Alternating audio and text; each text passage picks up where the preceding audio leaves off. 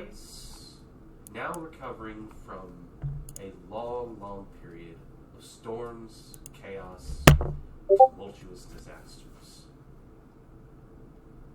Now that free, fair skies are here for just about everyone, people have been finding their way to and fro, trying to find themselves some new leases on life. Granted, while many people flock to the surface to find themselves into new establishments, there are still many who pay homage to the shelter cities, such as Undertown, a large city that sits beneath the grand mountain known as Shinthra.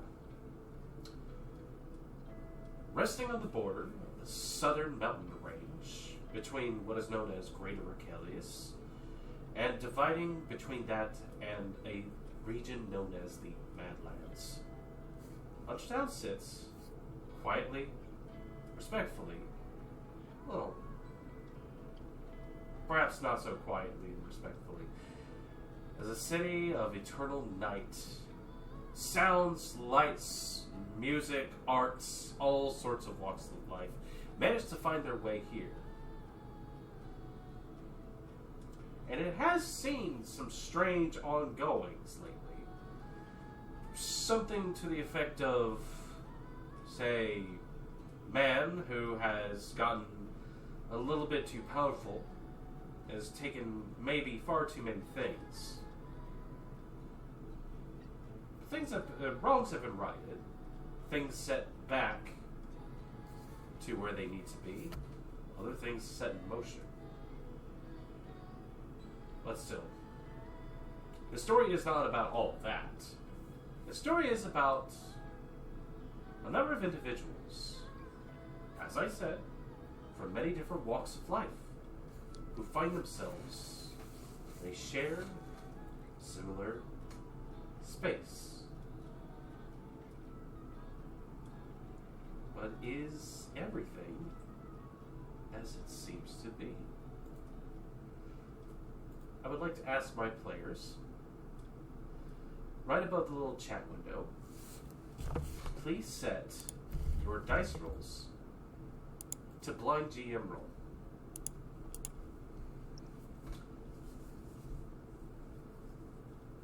You all awaken to find yourself in darkness.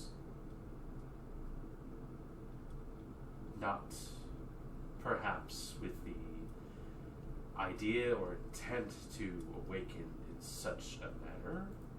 And of course, there is always the possibility that this could just be in the middle of the night, but it is an unnatural darkness. Things don't seem to be quite right. And I will ask each of you, except for one. Amy, you're out of this. I would like each of you to just roll a d20.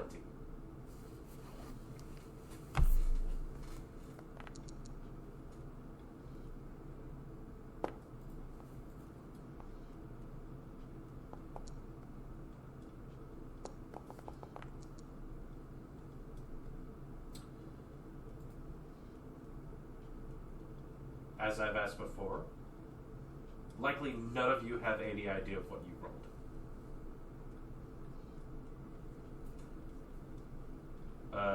I will ask for honesty in this moment. Does anyone know what they rolled? Nope. I rolled a question mark.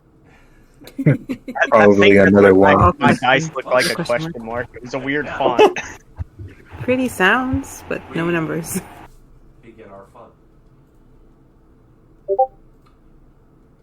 I will ask for very little. Because this is perhaps not at all what was expected.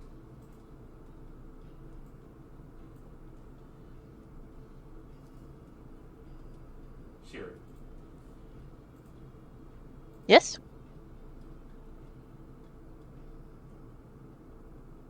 You did not anticipate awakening like this.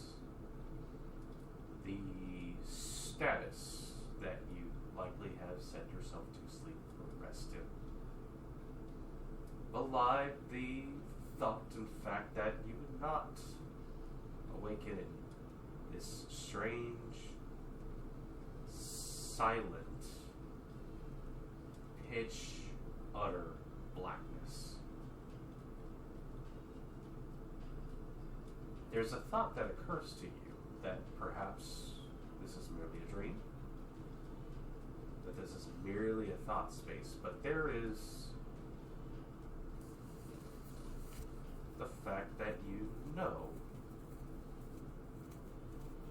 feel like there is something a little odd.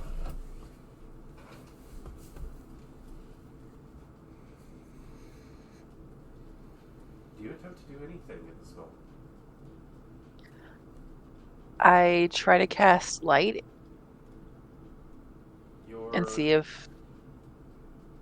fingers flex. Strange.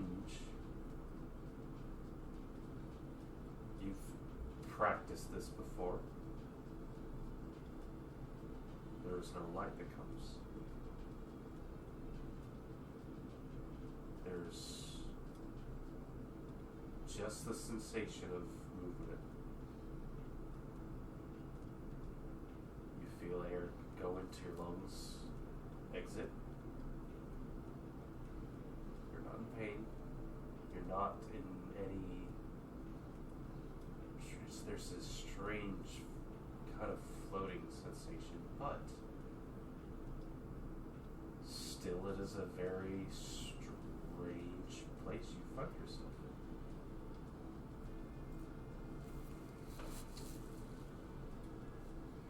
Can I test the ground around me? You go to test the ground. There is no ground. Puddle.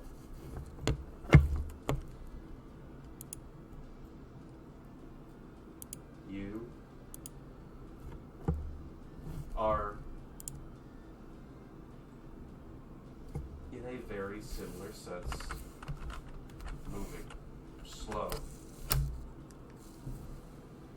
Fingers also kind of curl slightly, attempting to make sense. It's like when you have found yourself deep somewhere, slow movements.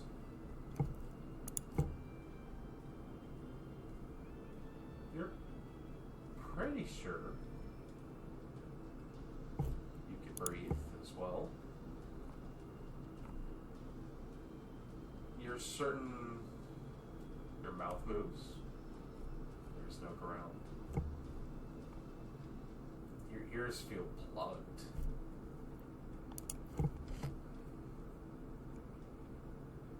Perhaps your voice works.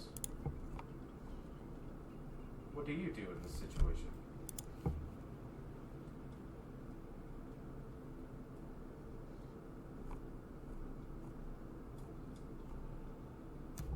Hello? Hello? And if she doesn't hear anything, she would try to see if she can swim.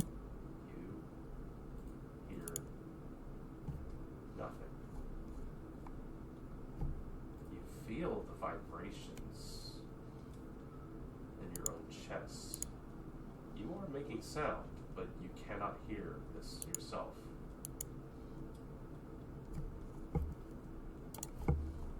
Someone can. And you hear a voice call out. It takes you a moment.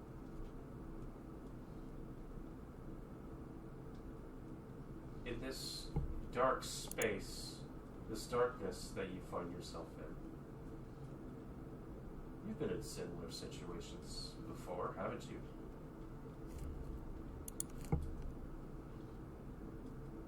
You heard? Didn't you hear a voice then too? Do you think this is the same voice? Maybe it's different. And what do you do at this moment? Probably just, well, attempt to see, but there's nothing much. I just call out, hello, voice person. Is it you again? You. It is so soft. Like you are trying to find your own voice. It's strange. But you feel like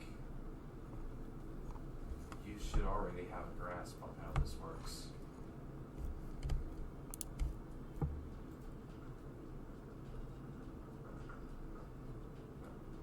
Lola. Mm-hmm. Lost in the darkness. There is not much happening.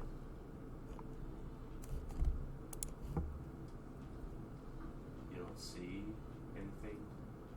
You don't hear anything. You are adrift in a void. Like some others, you have also been some dark spaces. But as you perhaps go to find yourself content with something, peace, perhaps a period without people making today,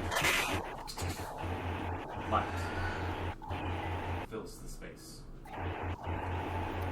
Ah. I wanted to stay this non-sensory thing. Oof. You blearily look about, and you see shimmering around yourself, like a cloud. White, silver, sparkles. It's very fuzzy. You have been very tired.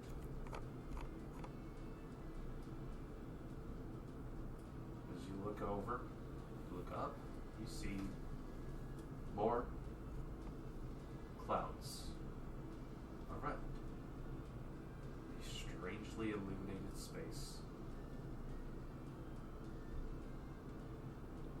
And perhaps beneath you at a distance, a surface slides open, and in walks a pair of figures. Blearily in this state.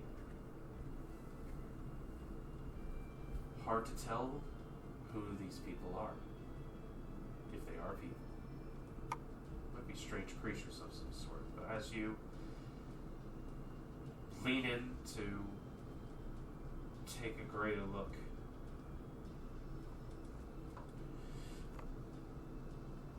area.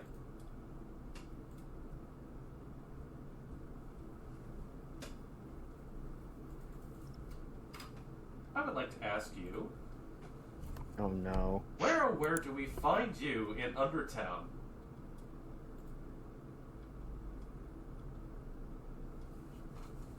Because, as it turns out, it's been quite a couple of strange days since we last saw you. Going off information that I had asked people who have been in this town if there was a area where people that were down on their luck would go as a refuge. I slowly start making my way there. Okay. But where do we find Iria, say, in the morning of another day in another town? Are you perched up somewhere, Batman style? Are you taking in the sights?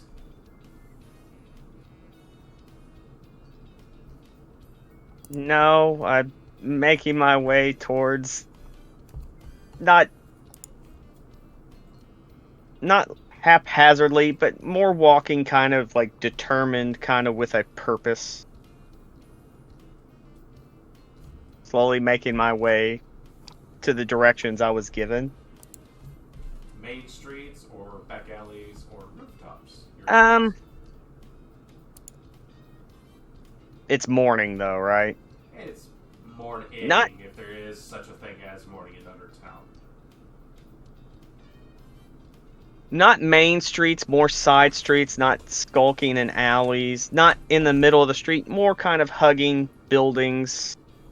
Not low profile, but trying to blend in. Got it. As you make your way up and down, avoiding Dazzle Avenue just because of all the lights and noises that come with it. It's another day. It's been kicking up. You see people that are starting to make their way. You've started to learn a little bit of the rhythm of this place, and that there is a general understanding of when morning is for these folks. Not that there's a sun to gauge off of it, but people have been able to create clocks by this point. And so, with a little bit of a knowing how the foot traffic increases and surges at this point, you're able to more blend in against the crowds going here and there. Keeping your eye out, looking for shadows that also dance along the edges of vision as you make your way down. Particular someone that you know that you want to go find just because you have questions, potentially. And, you do know there's particular spots where you might be able to find them. As you slip your way down, it looks like it's just going to be another day. Well, you know how much.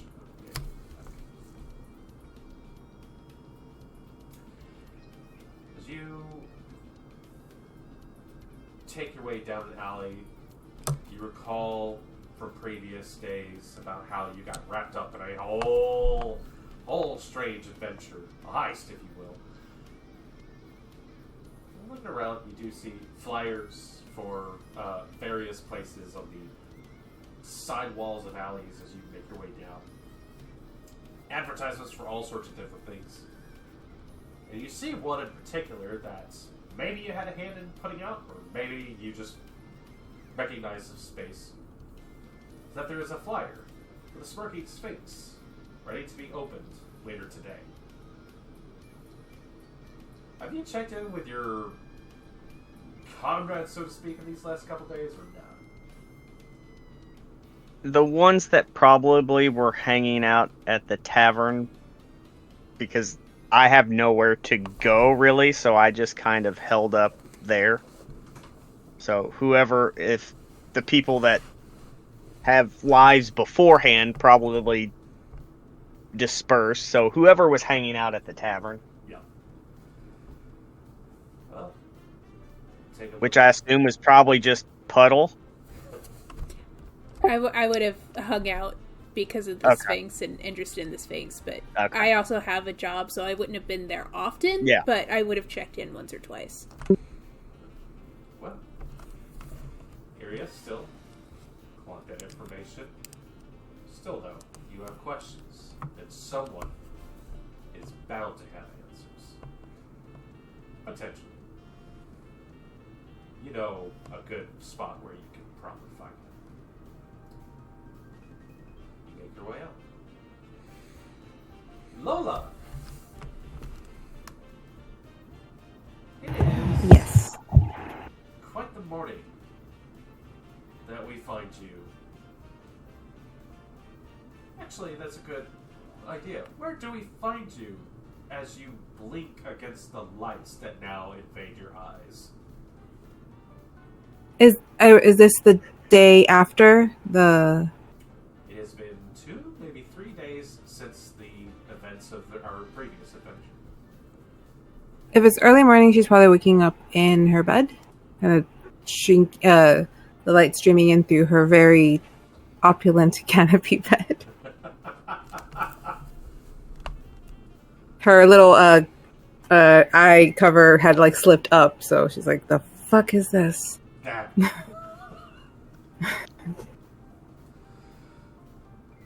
I should probably just kind of like start getting up out of bed and like thinking about breakfast and her escape plan. Absolutely. Can you describe for me your bed chambers by any chance? Your bedroom. How well appointed is it? Well, I would say it's probably like in a corner of the house, since it is more, I would imagine it more circular with like a good sized window to go along with the shape. But it really is just like her massive bed and like wardrobes and racks of clothing.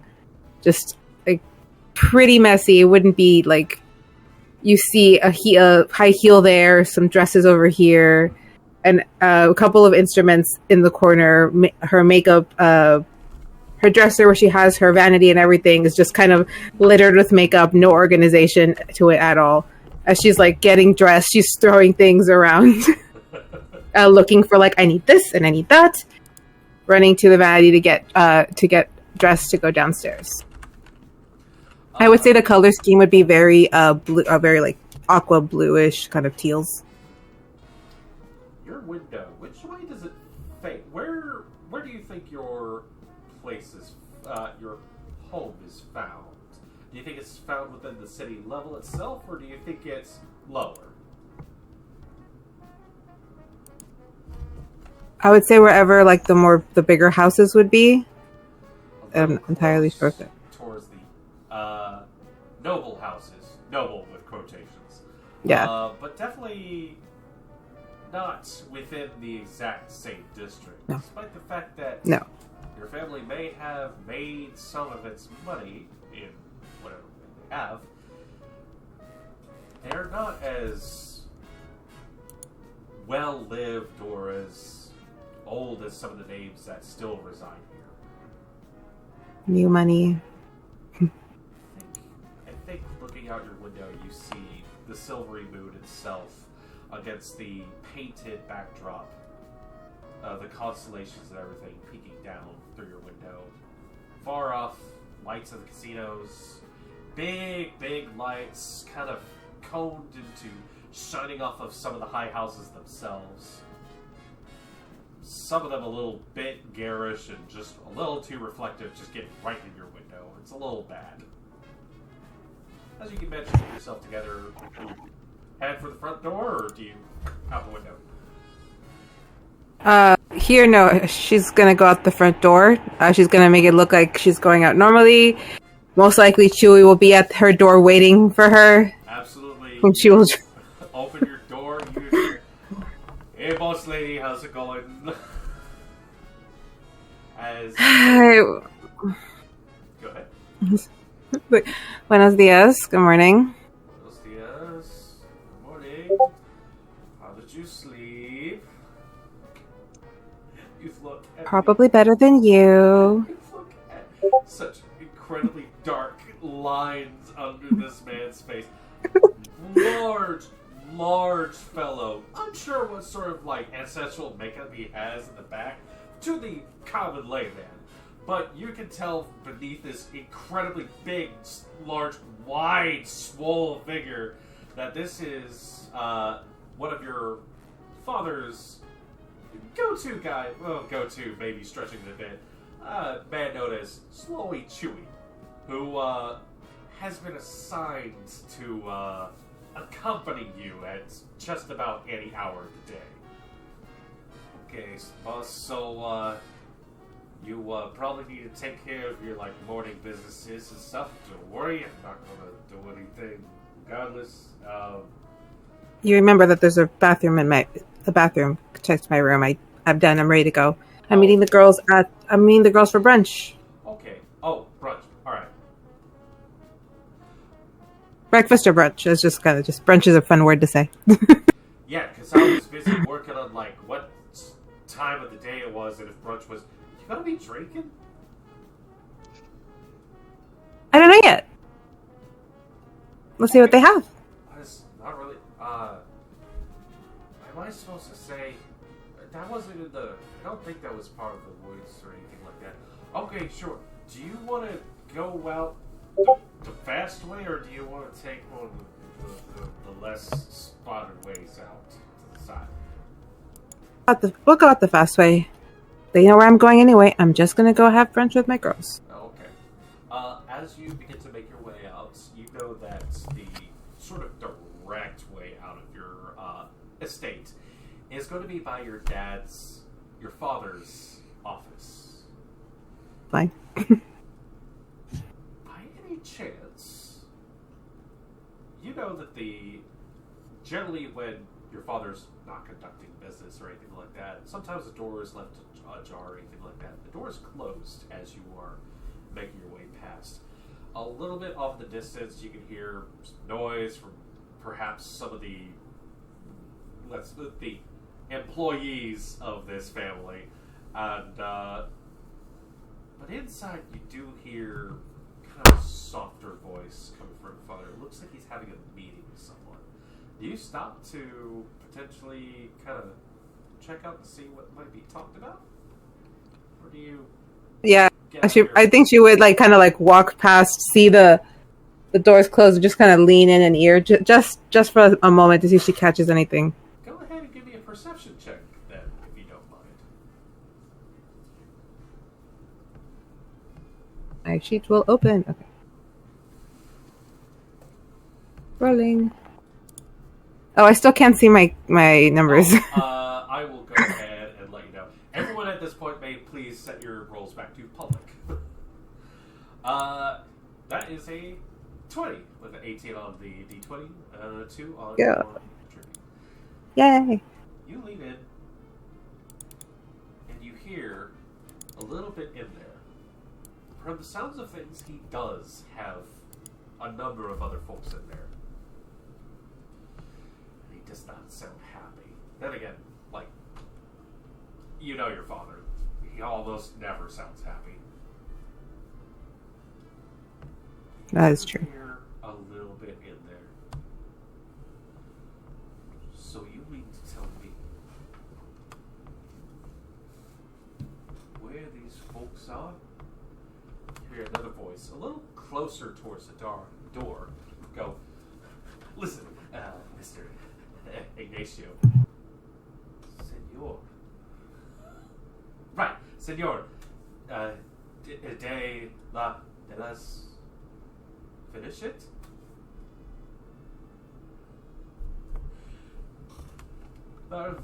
And you hear a breaking sound of some sort. Ha! Listen, I'm sorry. I don't know exactly where they might be or anything else along those lines. I just know they've got folks out and about. They're just looking around for it. I don't know where they might be or anything like that. Is that right? Okay. And you get the sense at this point, your father leans in to whisper something to this person. 20 is really good. Not enough to pick up exactly what's being said in this hushed tone. However, you do notice at this point, Joey has also leaned with his ear against the door. Should not be doing this as well, but it seems that he's caught up in the mantra of the situation. She would kind of just assess that situation and be like, yeah, if we get caught, you're dead meat, so let's get you out of here before you get killed. I'll be fine. You won't. Go ahead and roll me an agility roll as your stealth. Oh. Or a deception, your choice. I'll do agility because I got 3 on agility. That's totally fair. Yay!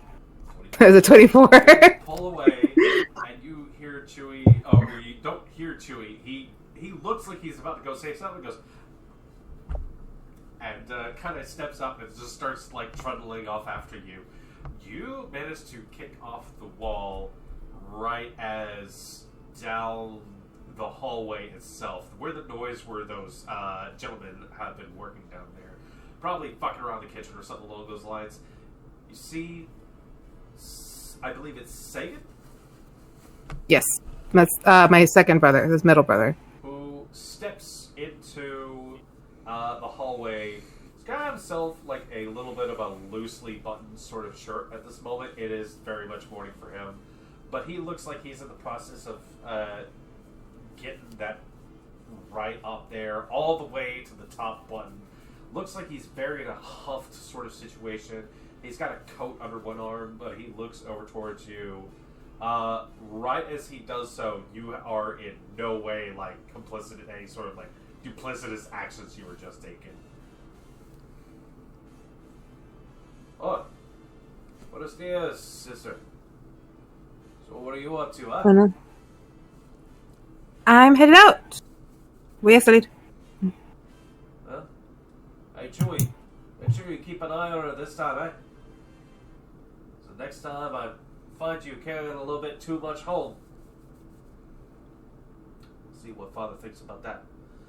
Well, last I checked, he answers to Father and not you, so... Keep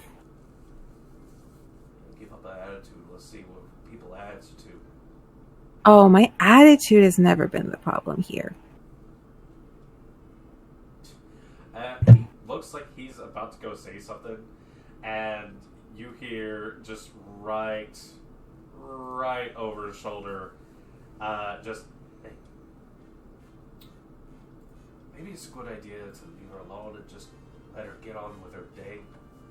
You hear Osvaldo kind of creep in a little bit as he just kind of reaches out and grabs Sagan by the shoulder and just kind of gives it like very firm, like thumb sort of massage right underneath the collarbone.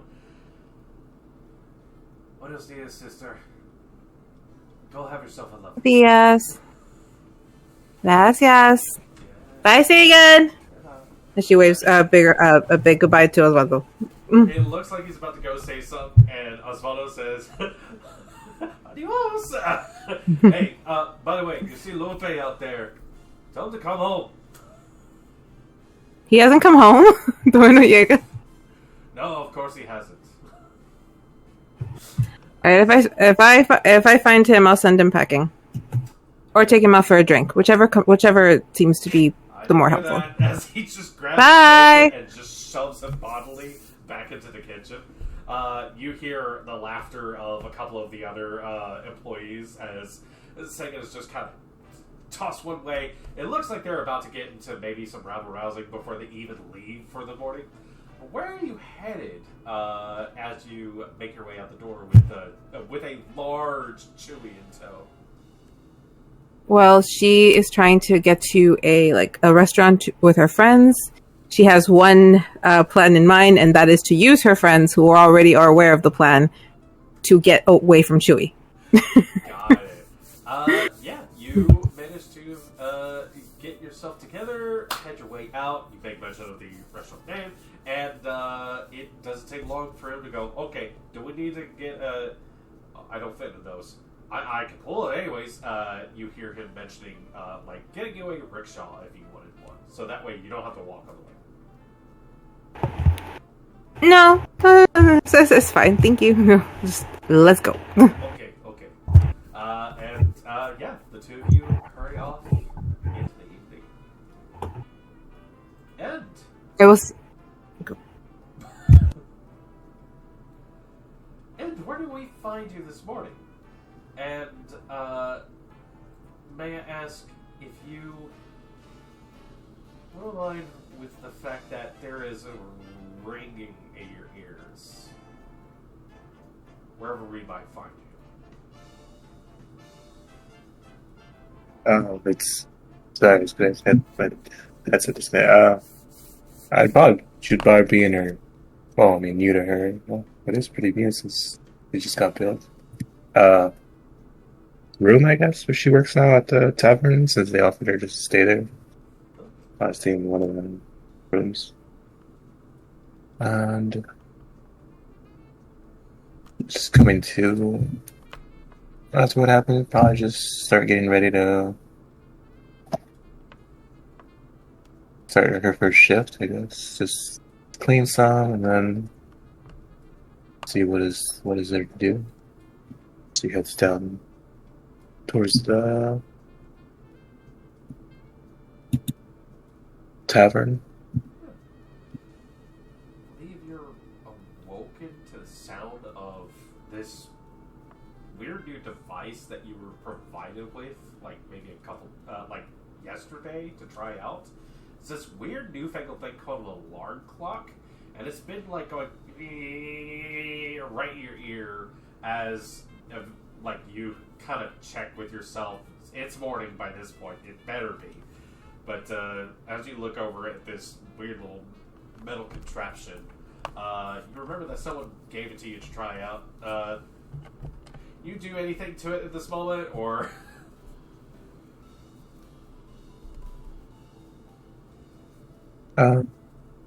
Seeing how she was, like, quickly probably explain how to turn out, probably hit the dismiss on it. Yeah. You've been told, like, it's not entirely sure how exactly this thing is supposed to go off, and you just kind of put your finger to it, and after a little bit of, like, oh, okay, I got this, and just get it to stop. Good clock. And make your way up and out towards the door.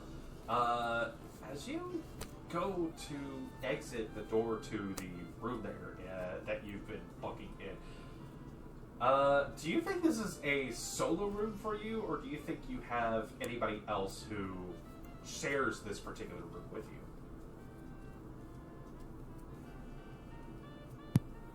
you? Yeah, probably just for now, just it'll probably be solo room. Yeah. Probably not hard to figure out, especially since the place hasn't exactly opened up for major business just yet.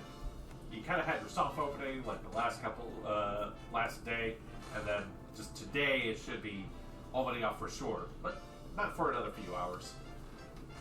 However, as you do open up the door to it, you do see, kind of making their way up the steps, a short figure, bronze tan skin, little tuft of red hair underneath their cap. As you look down and you see kind of a familiar little shorty, as the child that you know as Scamp has been making their way up the stairs and kind of looks up and makes eye contact with you. They smile and wave. Morning. How you doing? Well, doing alright. It's a weird start to the day. How are you doing today? Oh, not too bad, not too bad. Hey, the guy down at your suit line place thing was wondering if you could do like a morning shift before you guys had your grand opening for the place here, and if it would be cool if you were able to help out. You know, the big guy.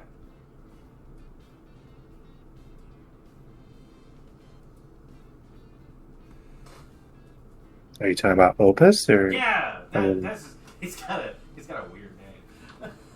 You know, the big guy. Yeah, I mean, I usually stop by there first, but yeah, I mean, I'll head over right now, see what's up. Okay, cool. Because you got time and everything else along those lines. Hey, do you need me to like go and run and like get you anything else before everything kicks off later today? Or, you got anything that needs doing that maybe you can kick me a few coins here or there?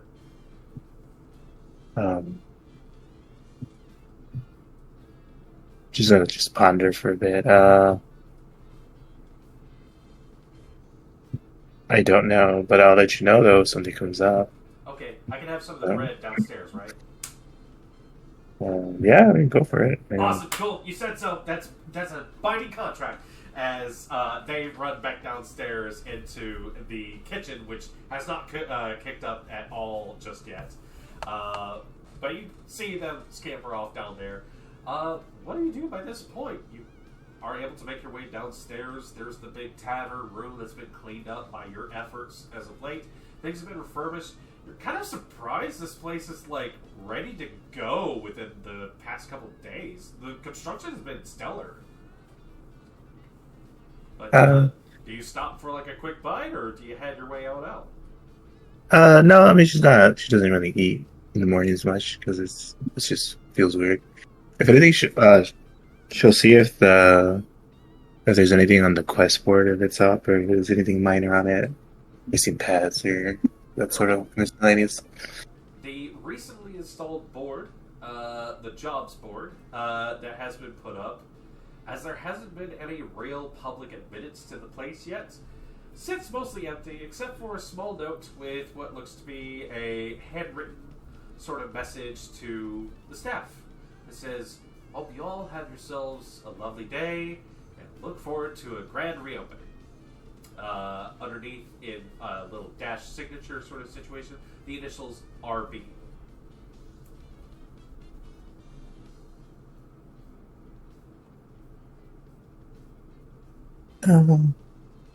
Just a little slight disappointment of not being, I guess, out for somebody yet. I should probably just head out towards the soup kitchen.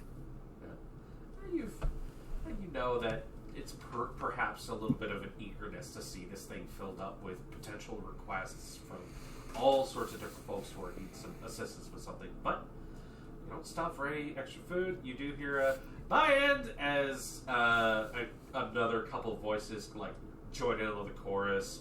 Someone goes and tries to grab Scamp from like entirely raiding the whole pantry, but that's not your problem right now. You make your way out.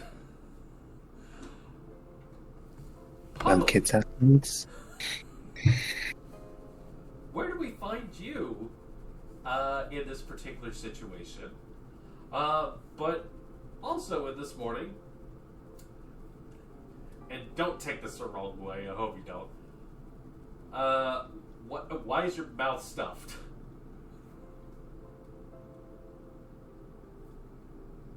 Stuffed? Yeah.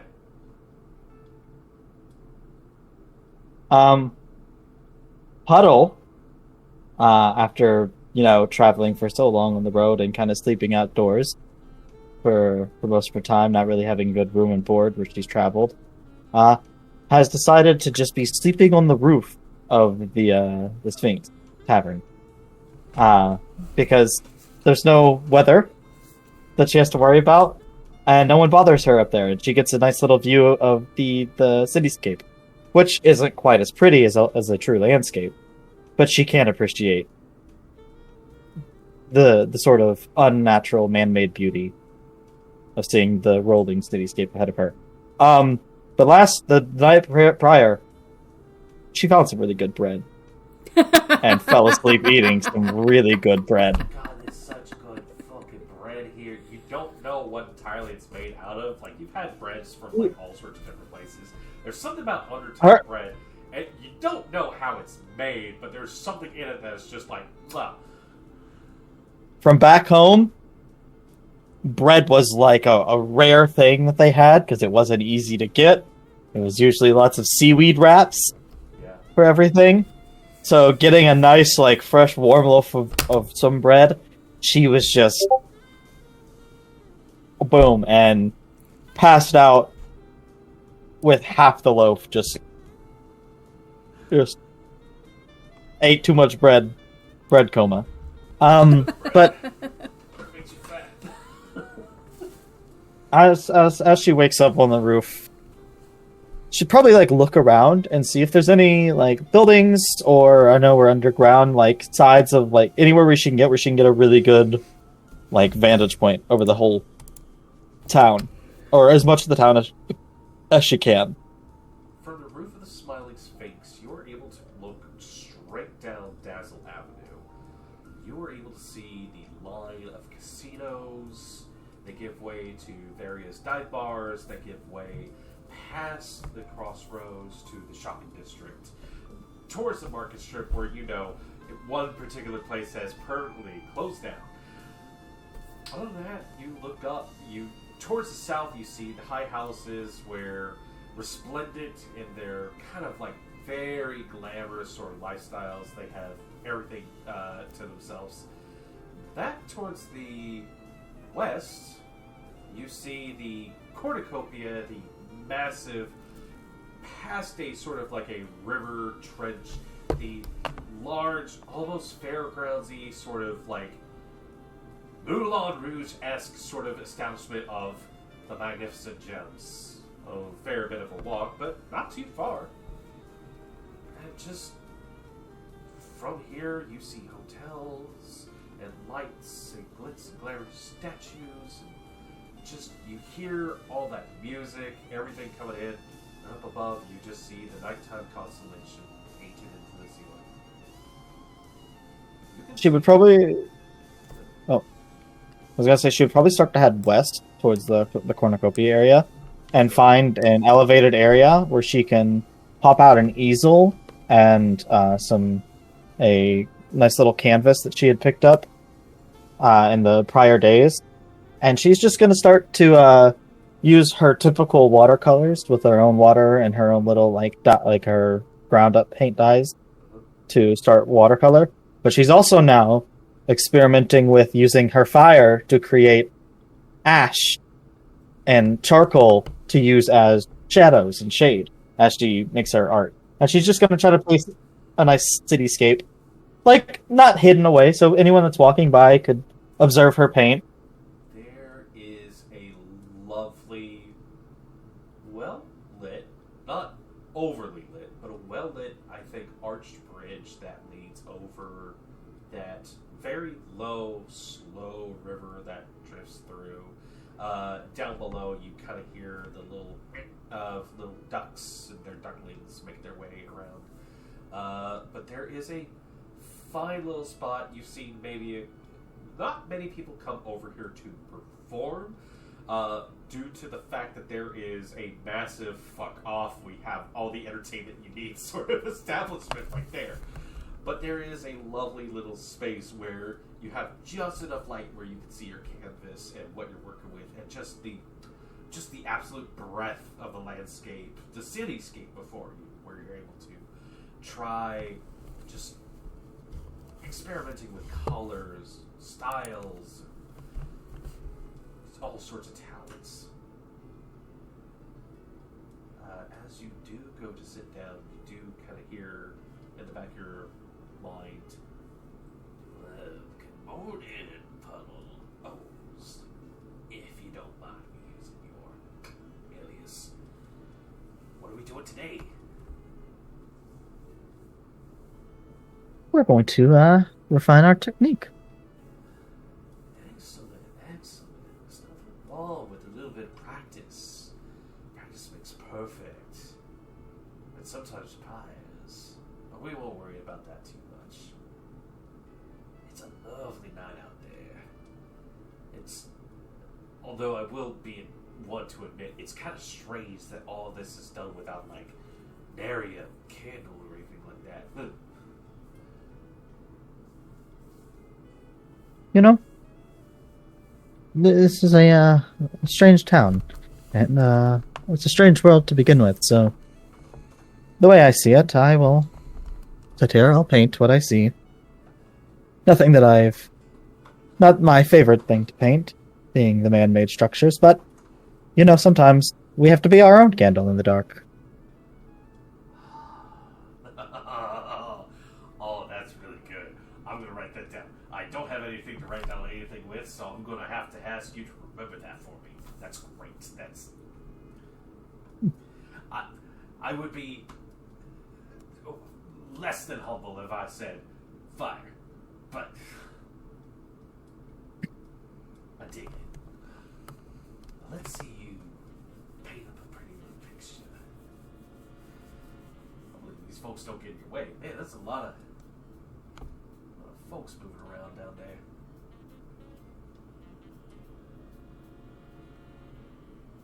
there. I don't mind the the people passing by. You don't get angry when the wind blows the leaves, or when a deer walks in front of your landscape.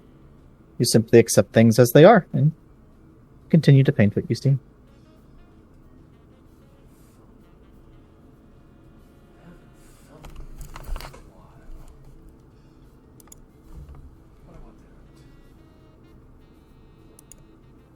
I'm sure we'll feel the breeze soon enough. Can't imagine that I'm gonna find my way back home underground. It's not in hindsight, going away from the ocean underground, underwater. I don't know what I was thinking. I was on the road for so long. I hadn't slept in a building and had a good meal. I was delusional. But, here we are. At least I've made some acquaintances. Speaking of acquaintances, I don't think you gave me your name. You have mine. What can I call you? Because I think it's quite rude to call you, Fire Guy, or Fireman. Have you been calling me that this entire time? That's rich. And in my head, I've been kind of wondering how to approach talking to the Fire Guy voice in my head. I don't even know if you're real to begin with. I don't know what is real anymore. Well, as we have struck a bargain before, I would like to strike a new bargain with you, if you don't mind. My name, for a little bit of a favor. Oh, don't worry, it won't be too big of a favor. What's your favor? Pay you agreement first. I'm familiar with the parlay. Roll, All terms on the table. roll persuasion for me. This is a straight roll. Yep. As much as this entity likes you. With a 15.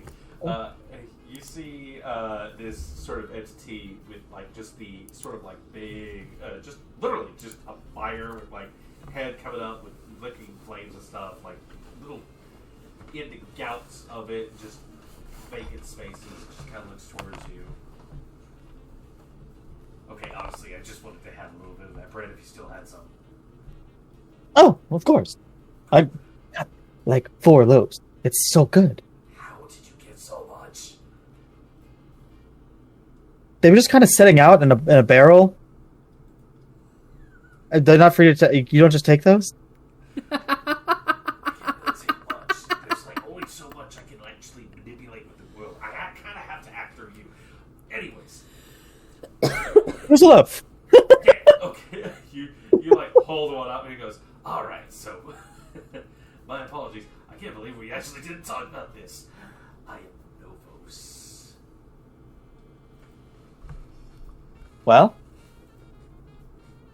it's nice to meet you. Yeah. Officially. Sorry, I'm hungry. Novos. I am the aspected paragon of the spark. Aspect paragon of the spark. Okay. What is a paragon? Oh, that's a thing where, like, I'm kind of, like, I'm a big deal about, like, the whole fire situation. Can I get some of that bread? Yeah, no, here. Take 2 loaves, actually. Sure. Oh, hell yeah. You see, like, you go to, like, give it to us. And despite the fact that this thing does not appear for other folks, you just kind of, like, feed it to it, and you see it start to singe and disintegrate. Some child is, like, walking by, like, at the edge of the bridge towards the main city side, who just looks up and just sees it disintegrate midair, and just has a whole, like, sort of moment.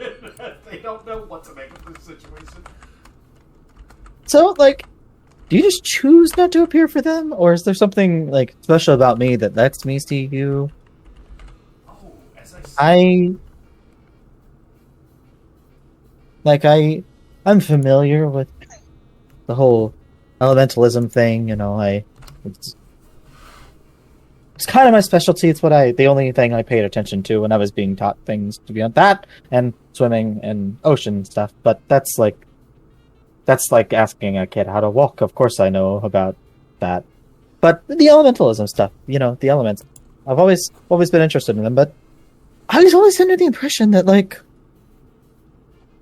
it would have taken a lot of meditation, you know, self-searching, practice for me to use anything other than my natural affinity to element, but here I am, just now able to use fire thanks to you.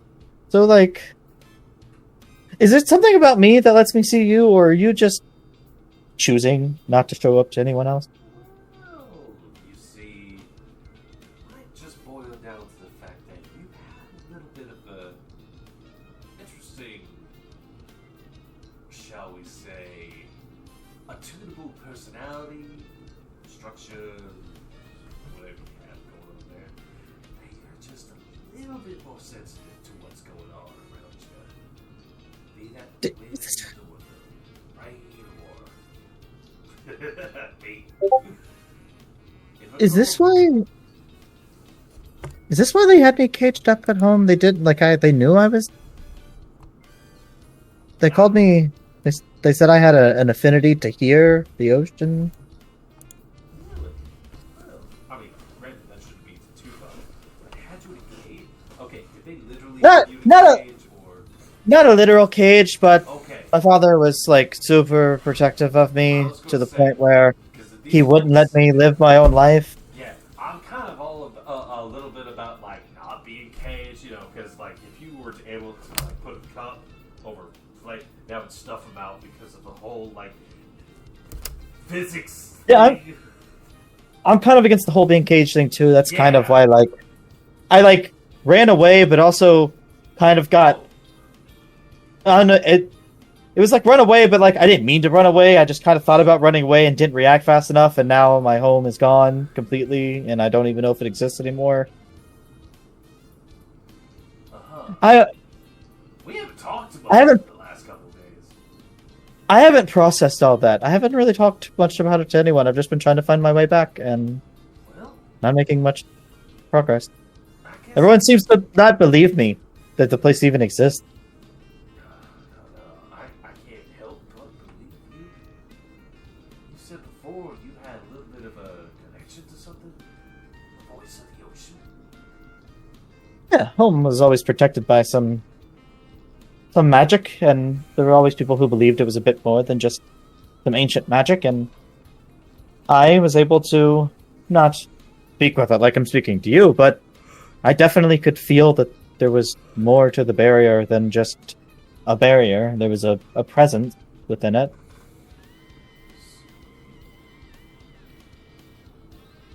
See, it I kind of also, give a little bit of a weird face because, well, I guess I'm curious about that myself. But, I'll be honest with you, I'm still getting my faculties back ever since that stupid idiot decided to lock me away. A tiny little funnel thing. how did you let that happen? He reached into a fire and plucked me out. I'm just as confused as you are. You can just do that? Apparently he could. Can I do that with anything? Can I just, like, reach? What are you trying to replace? Is there a glass of water? You know, beneath you there is a river meandering by. I'm gonna reach in the water and try to pull the water out. That's what's. You see, that's what the guy's inside of it. Yeah, you pull up like just a little tendril of water that forms into a circle. That kid is still staring back up at you. Like, it looked like he was trying to, like, move on, and then you pull this off, and it's just like, what? This isn't the same thing as you, though. This is just water. Yeah. Doesn't have any of that. And I'll just, like, launch it. But Ethan just It's like a water balloon. It's like, the ducks are a little perturbed by it, but it goes right off them. Well, you don't know anything about it. I don't know who would. I figured you would. Be honest with Are you old? New? I'm... Huh. what's funny is, I don't know if I have a great grasp of time. You're old. Good to know. Why you gotta call someone old? Age is not a bad thing. It just you've been around for a while. You're supposed to be wisdom and all that sort of stuff, and pass your wisdom along to other people like a kid. Like I said before, yeah. Okay, maybe you're onto something here. That kid is freaking me out. He's just staring at us. If he gets any closer, he might feel like a warm spot where I am, but you don't want to linger there too long. Oh, I'll get him away. Wait. And I'll just take one of the other previous sketches that I've had from one of the previous days where I'm just doing, and just kind of give the kid a little painting, and just be like, "Here you go." The youngster just kind of awkwardly looks up at you as you kind of offer this a fair distance away. Just sharp eyes managed to notice all this weirdness that was going on. Just kind of starts sidestepping up, reaches out, takes the painting from you, and looks at it. This is nice. All right, long now. Okay. Thank So you, thank you. work at the place next near the thing. No, I don't work anywhere. I am unemployed. Oh, What is the what? I don't know what that means. It means I'm really cool. The city hall with the other painters and stuff. Oh, I do not. But I might go check it out. Thank you. Okay. Okay, bye. Have fun talking to yourself. Bye. That. Kid fucking runs. I gotta stop talking to myself. You probably should. Shit, I'm doing it again. I'm doing it again. Yeah, you are doing it I again. gotta. I'm gonna finish painting. You get back to your work.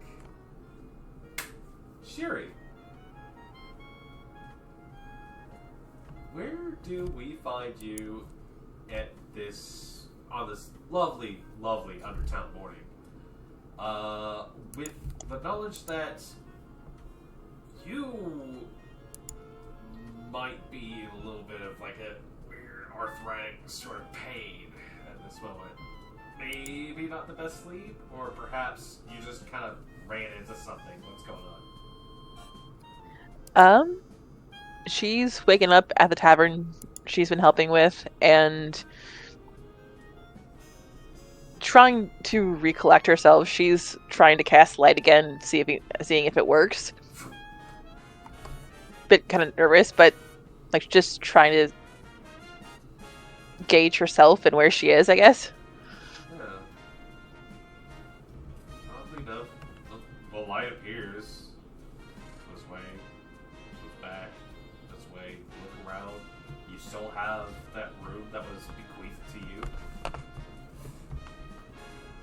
Everything's fine. You look over toward the side, there is a much smaller bed with someone incredibly smaller sleeping in that. A big old nightcap on their head. Is it Little Buddy or is it Ruffle? It is Buddy. Okay, trying to I make sure. realize that's probably quite Oh no, why would it be Ruffle? I don't know. I figured I'd ask them. It is his inn. That is and true. You do see, right against, the tiny little headboard, there is, a small wooden sign that just has, Z's in, growing stature. Just coming right next to his head.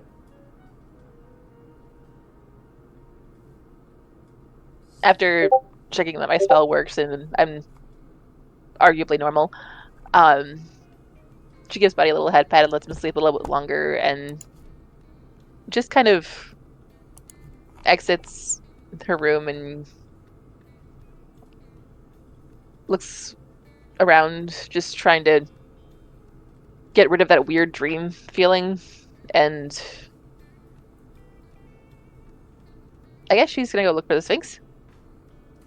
You head downstairs. You hear in the pantry, there is a young goblin woman. Her voice carrying out as she is scolding someone for basically diving headfirst into a barrel of food, so to speak.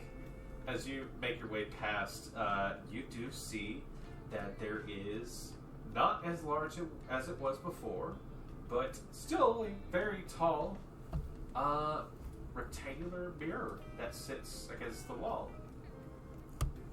And as you make your approach, you hear, and so it was another fine morning as the master makes her way downstairs and bright and bushy-tailed as always.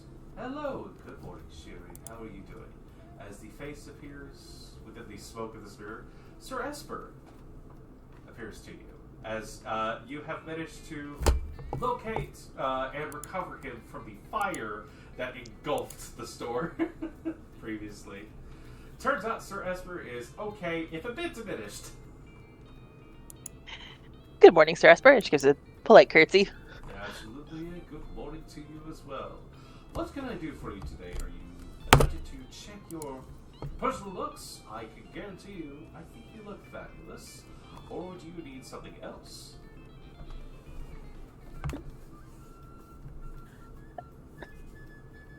I'm curious, Sir Esper. Do you know much about places that where you can't do magic? Oh. Mayhaps there are places where, simply put, magic has been either extinguished, dampened, or restricted. I believe those might be possible situations. I dread to think what would happen if someone as myself had been placed within such a location. Why? Strange dream. I couldn't even tell you where I was. And my magic didn't work. Well, to be frank with you, the concept of dreams is strange to myself. I don't sleep, so can't dream. Yeah. Sometimes they're nice, sometimes they're frightening. Oh, my dear. Well, And sometimes they're just strange. But thank you. no worries. Well, if you would ever wish to talk about such things, I can try to be a bit of confidant, although there's only so much I can do within this back hallway. Oh, it might be for the better, because if everyone heard, it might be a little strange too. So, After all, your keeper of secrets still lies within. I believe he is still asleep. Do you wish to see him, or... I'll let him sleep. That's okay. Very well. Thank you, though. Perhaps go get yourself some breakfast and shake off a little bit of that sleepy heebie-jeebies. Boop. As you make your way back, do you head to the kitchen, or... To the kitchen, yeah. It's a lovely morning. Downstairs, you smell a little bit of fire going with the heating elements. There is the sound of cookware being kind of readjusted a little bit in your places. There is the light sound of someone cooking away at this point. You enter in and you see two people who are working, and one who is clearly just sat on the counter and has been eating something. Turns, looks towards you. You see Scamp, who just kind of smiles. Hi, Jerry. Hello there. Good morning. And over towards the side, you see, turning on his heel, a short, gnomish figure, Ruffle Buffington, gentleman, owner of the Safe and Sound Tavern and Inn, chain of taverns, who looks up at you and goes, "Oh, good morning, Siri. Hopefully you slept well." Fair. Weird dreams happen, but I'll worry about that another time. How's your morning so far? How goes opening Well, for preparations? Here, your sleep wasn't as comforting as possible. If you need better That's- sheets or anything along those lines, just let me know. No, thank you. I suppose. I wonder. I don't know. My brains are strange. I can tell you that much. Well, I can understand that. Well, people have a lot of different sort of walks. My job is just to make sure that people are as comfortable as possible. So, question for you: pancakes or waffles? Pancakes. Pancakes it is. You see him go for a skillet as he starts pulling out flour, all sorts of other stuff. The other figure kind of turns towards you and smiles warmly. He goes, "Morning, Sherry. How you doing?" You recognize short, green-skinned young woman. Big mess of like a brownish sort of hair pulled back into a ponytail. She kind of gives you a little bit of a bleary smile. And this is Phoebe, one of the waitstaff that's been hired to work at this location. Sorry to hear you didn't sleep all that well. Coffee for you? Yes, please. Got it. Do you want yours the usual way, or do you want me to surprise you with something new? I'll take a surprise. Thank you. Okay. She begins to whip up together some sort of she grabs a few bottles of what looks to be flavor syrups, all that sort of stuff, sugar, cream, all sorts of other things. You see her grabs like a massive tankard with like a lid to it. That is hers. As she grabs a modestly smaller cup, and then a smaller one for what should be for Ruffle, but you see him wave it off. He almost never needs coffee. It's bizarre. As she pours you a drink, everything else along the lines. You just missed Ant. She stepped out, headed towards her other place. But other than that, it looks like we're all getting ready to go. Just a couple of hours to opening. You excited for it? Nervous? What you going to get up to before we get things rolling? I'm excited. Do you guys need any help around here getting things set up? You hear it ruffle over the side. No, we should have everything according to plan, everything else along those lines. And after all, you are part-time, so you should at the very least, take time for yourself before we actually hit the whole... Fair. Well, in that case, I guess I'll wander around a bit. As you mentioned wandering around a bit, you see Foley kind of smack Scamp's hand as it's going for like the coffee bottle as well, and just pours you a nice cup as pancakes are served up, everything else along the sides. You have your breakfast for yourself. But she looks over towards you. Anything in particular you probably thinking about heading out there and see it? No, just seeing where the city takes me. It's a lovely city. It'll take you places, let me tell you. Except don't go south. Just don't. What's don't- south? Madlands. Gotcha. Fair. Yeah. So, if you go too far south, then you'll wind up there. Honestly, if you go south, you'll wind up at the high houses and those types, at the very least. I mean, granted, it's not as bad as if you had to deal with like the Norozine family. Those folks are so nice, but then you might have to deal with like the Zazendandias or something along those lines. These are names you may have heard in passing from time to time, but they're all like sort of like weird drow, dark elven names of some sort. People are people. I'm okay with that. Absolutely. Well, don't let me keep you. Please go sit down and eat. Make sure that Buddy doesn't get into too much trouble today. No promises. He has a mind of his own, that's for sure. And I'll let your friend know that you were looking after him. The big... Thank Alright. Fair. Not a problem. You go have your breakfast, get yourself ready. Eventually, you find yourself out of the door.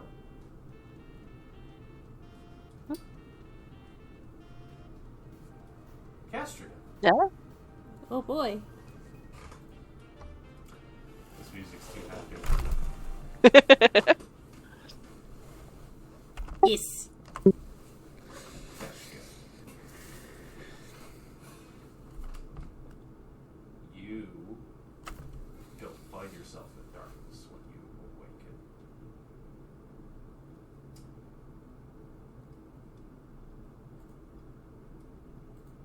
It's dry, hot, bright, so stupidly bright. If you were to close your eyes, it would not be able to fight out all the brightness that was around you. You crawl forwards. There's that sensation, that pain in your chest. Your mouth is dry. The wind doesn't help here. It feels like it rips at your skin. It is staggering that you drift between just the ever-encroaching lights above, before, hard to see what's going on around you. It is so deliriously scorching. You feel the last moments approaching you.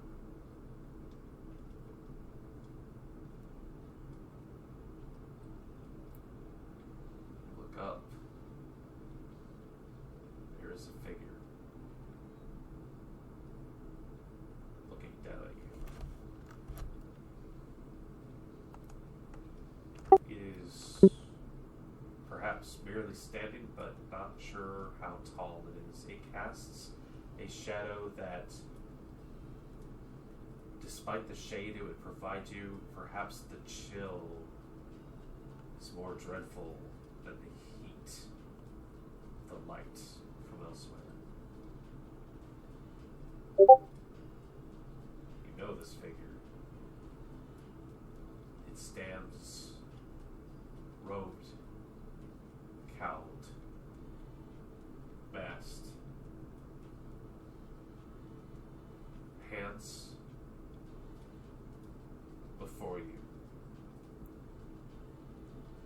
Maybe support, or maybe suffocation.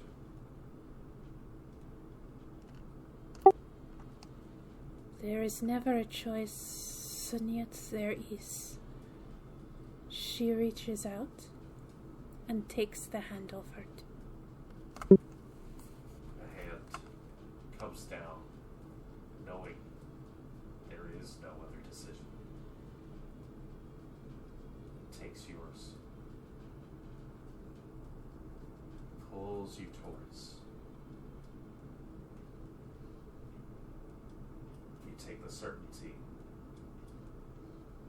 of the only path forward. This figure turns and points along the path that you are taking. You see the light, stronger than that which beats down on you.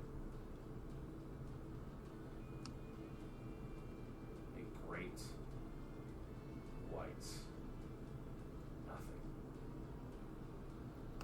It's still coming.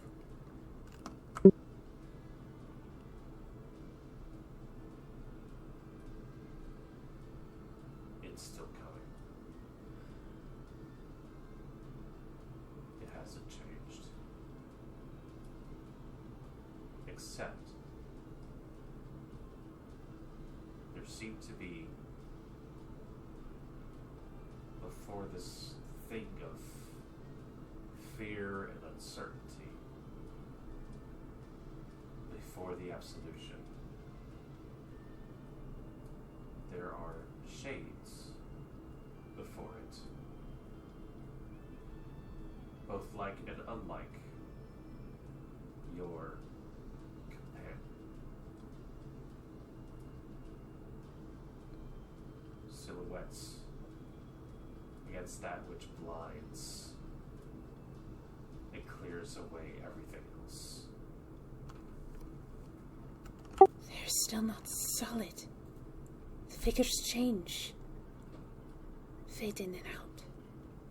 There are more than there are less. I'm still not there. Turns towards you. He moves to say something. You see back on the streets, astride your companions, the great white flames surrounding you all. A man who has risked everything to pull power from a heavens not meant to be touched. An eye appears on his forehead. He slowly drains and melts away as this eye appears on a dark figure. It travels backwards as you see this eye, another one, appears on the back of the head of a shorter figure who stops and turns and looks towards you. It then disappears. This eye appears above a great walled city. And as you try to take it this in, shapes move. This great white nothing appears. As you strain to make sense of this, you hear as a mass of some weight of a body slams into your sleeping frame and jolts you awake. Good morning, Jade. Good morning, I made breakfast. As what looks to be a small, lithe human gal of some age has just landed full, just arms equal spread upon your body, and has just been like snuggling into you as if you were a big body pillow. I wake up. It's time for eats and stuff. Yes, of course. Just a moment. Okay. I have to... And she goes and puts her glamour on. Is breakfast here or out with the others? Oh, it's gonna be... it doesn't have to be with the others if you just want to keep it between you and me. Although Malachi's been, talking about getting some, and then Onyx is, he's always sniffing around and everything else along his lines. Freddy will never forgive you if you don't share breakfast. He doesn't need any. My cooking's not for him. It's for everyone, but, it's not just for him.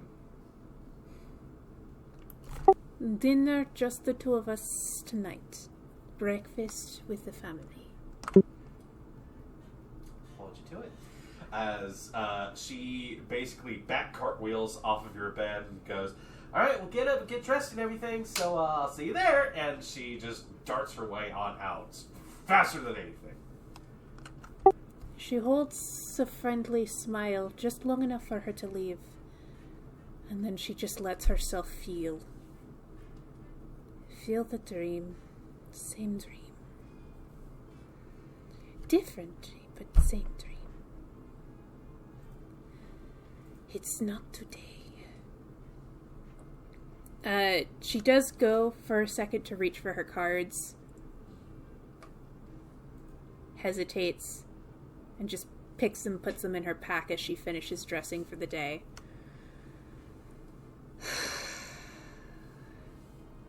Showtime.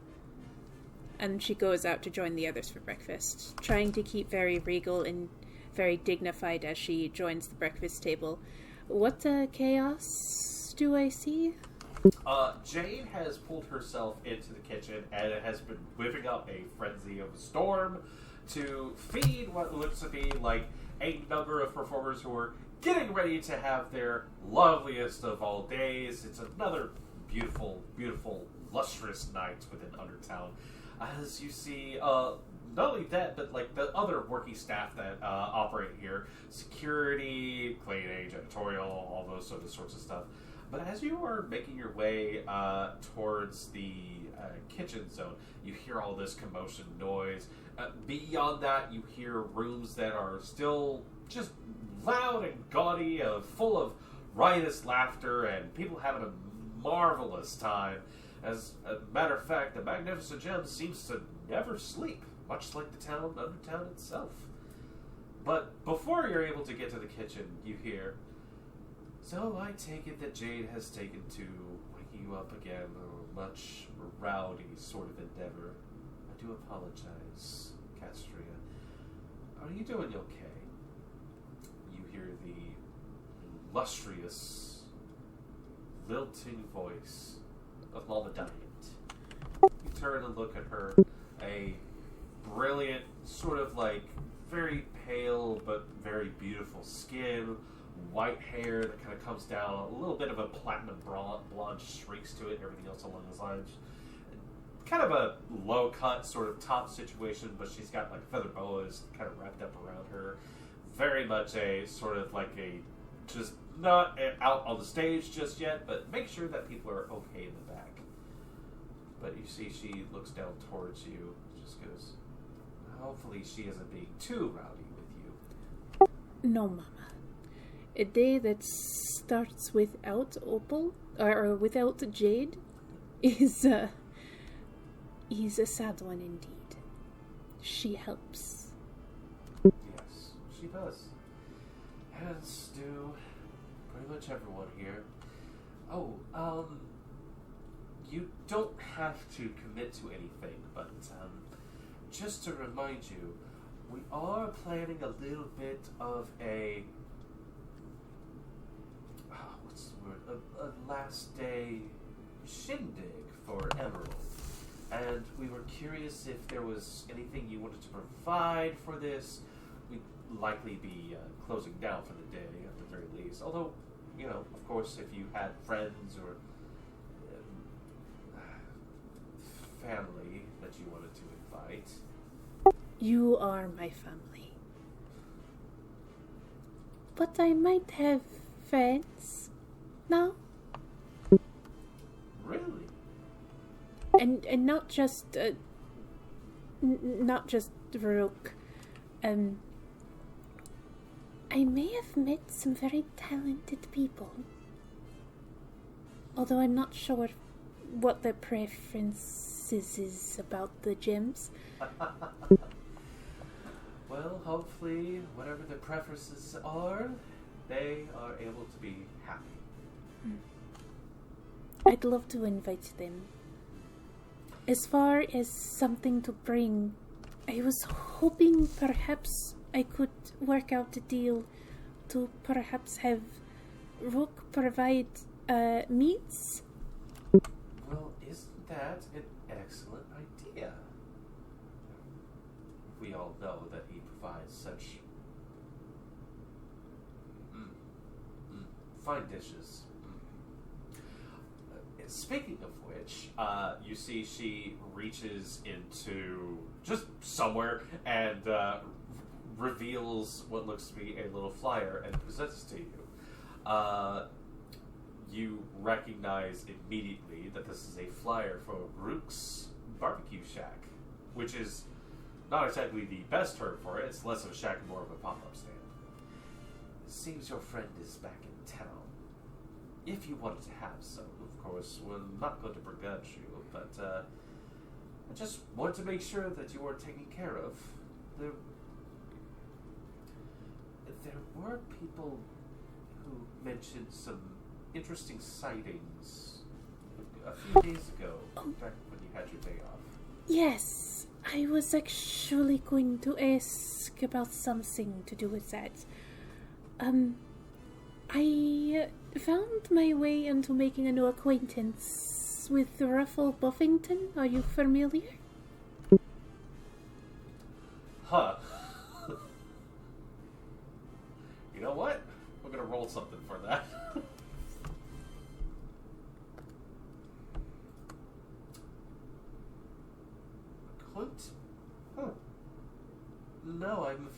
haven't heard of this name before. Oh, he is a big wig. He owns, operates, and refurbishes the Safe and Sound Tavern in establishments in Clemhold and Begging Gate and the South Gate. And I was just wondering if I could reach out as a representative of the gems to make an appearance at their opening tonight at the Smirking Sphinx. Oh, that's Ruffle. I see. Castria, no necessary perception or anything like that. She did not recognize the name, but your mentioning of his tavern has sparked something in her. You see, she goes, well, I don't think it would be so bad if one of our illustrious performers were to appear at this location and provide some entertainment for the evening. They don't have musicians or anything, do they? No musicians that I am aware of. Though I do believe perhaps a bard is attending. Oh. I was actually kind of hoping not. I don't know. Recruit is the wrong word, but she's very talented and looking for a place to play.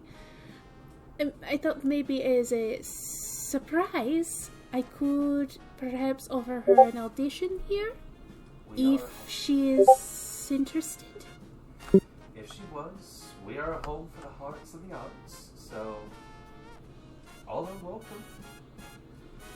But, you know, understand that not exactly everyone knows what we're about. The Still, assumptions. feel free to float the idea. Yes. Also, may I bring Jade with me to the opening? Oh, by all means, if you really want to. Oh, hold on. As she stops and thinks about something. Oh. Actually, I just remembered. Jade has a little bit of a... There's something she needs to work off for tonight. So, I'm afraid I won't exactly be able to let her go. I know, I'm sorry. You two are very much together. There's also the fact that if people are having themselves a marvelous time at the Smirking Sphinx, they might come over this way across the river, and we'll have to take care of them then. So I wouldn't want to leave you short-staffed.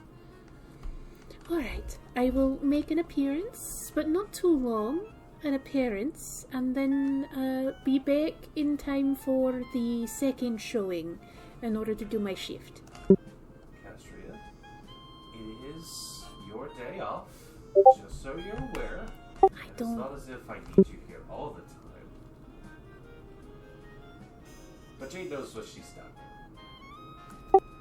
Alright. Well, no one can argue anything with you, Mama. You're too cute. Oh, stop. And you as well, but seriously, Castria, please be careful out there. I'm not sure exactly what has been happening around here as of late, but it feels like things are changing in a way that it hasn't. The magnitude of it. Just be safe, please. I will try.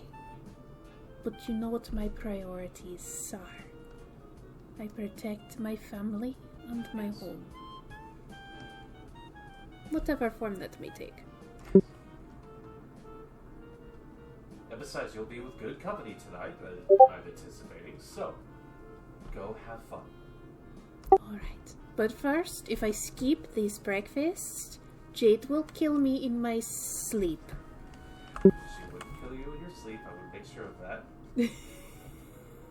And I'll go down to join the others for breakfast. Go have some breakfast. And you head your way on downstairs towards breakfast. It's a lovely little, very, very saucy sort of breakfast that's been whipped up for you. very much unlike the usual breakfast that a lot of other people have, where it's like bacon, eggs, all that sort of stuff. It is a very like well articulated, put together sort of dish that a lot of people are just having a grand old time over. You see it filling bellies, providing energy for the day, everything else that's going along. But people wave you down and say hello to you. Good morning. How are you doing? Lots and lots of different folks who are just so eager and happy and smiling and just excited to greet the new day as they just continue to jab your ear on. Step.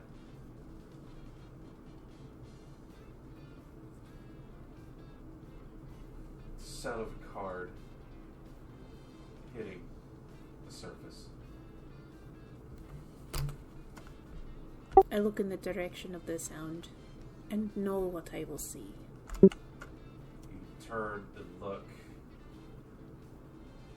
and you see sitting at a table, throwing his hands up, is one of the security guards as he's having a card game with like 3 other guys. As he just goes, "I told you I had kings! Read them a weep!" As the other guys throw up their hands, just fucking.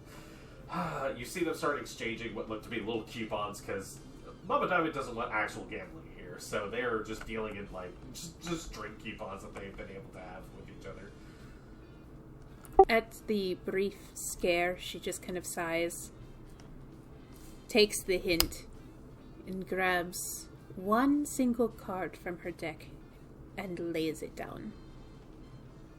I would like to use my precognition, which automatically works now, but I can roll for you if you want anyway. To see into how the opening will go tonight.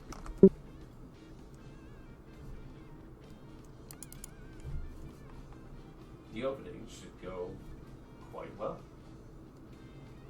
Without a lot of disturbances.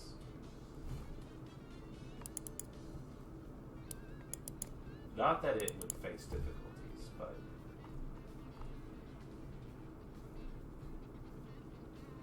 you and the others should be there. Something's bound to happen. Might be interested in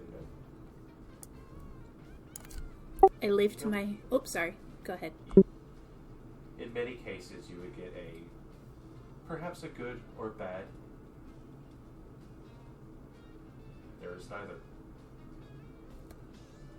I lift my hand away from the card, revealing the traveler. A bright sun behind him, but moving with purpose. Tonight is a bit more important than perhaps first thought. Jade? Yep. That dinner we're having might need to be a little early. Would you like to stop by the barbecue shop? It's back in town, before I have to go to the opening. You see this small woman, black hair, tied up into two cute little buns, just go, ugh, as you get the sense that, yes, she's gonna join you for a barbecue.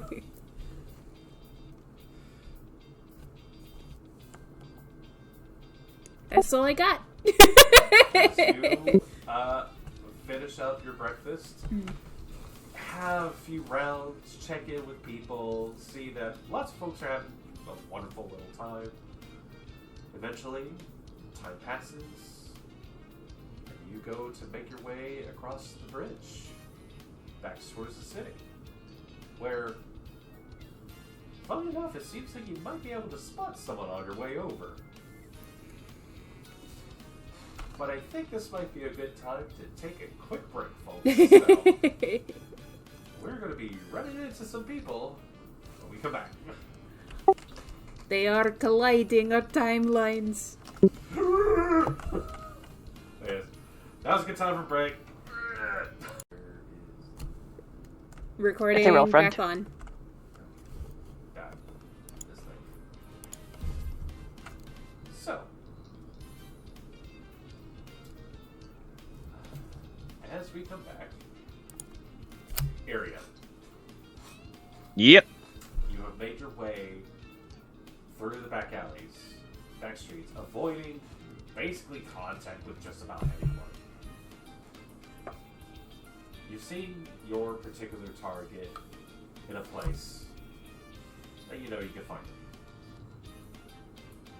Takes a moment to relocate yourself there. Off in the distance, you hear the softest of little whoop as what sounds like the newfangled, strange, big metal contraption, something known as a train, has pulled into town. Apparently with a commute for the morning from Bagging Gate, whatever the fuck that is. But as you make your way down, you see that there is an open sort of space, a little bit close towards like some of the more, not really residential, more of the like municipal, public works sort of locations. And there is just an open sort of like, not really field, or like a kind of like a courtyard sort of location with like a little low fence to it, everything else along the lines. Tables are lined up with what appears to be like a number of people who are sitting down and having some what look to be morning chow.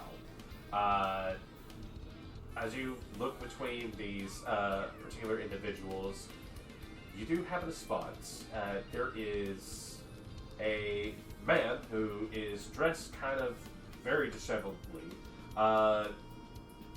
Dirt kind of hasn't been taking care of himself. You see greasy brown hair kind of like coming off his head, just kind of poking up towards the top. Facial hair that has been coming in, but not great. Not, like just only kind of coming in very little patchy places. But you see Roger, or as you not as affectionately refer to him as Roach, sitting there, what looks to be a piece of bread, one hand, bowl in front of him. He's eating something. It probably doesn't matter. But you see that he is at a table by himself. His eyes are kind of going between like staring off his face and like you notice he jumps a little bit as like someone's spoon clatters into a bowl. You see he just kind of goes back towards eating. Slowly, I wish to approach and sit directly across from him. You pick a decent enough time where he's not exactly like looking up or anything else along those lines. You're good at approaching people when you need to be unnoticed.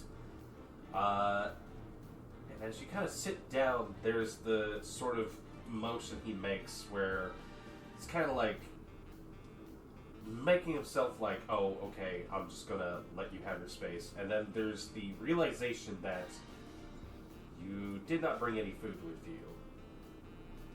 You see his eyes just kind of mid-chew look up towards you, connect with your eyes, widen.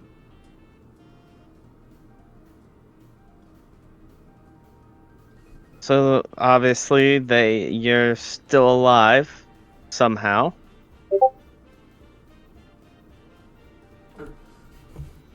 Just audibly swallows.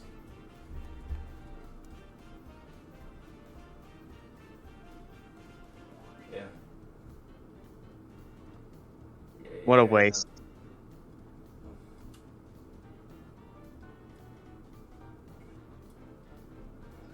Since the last time I had the misfortune of speaking to you,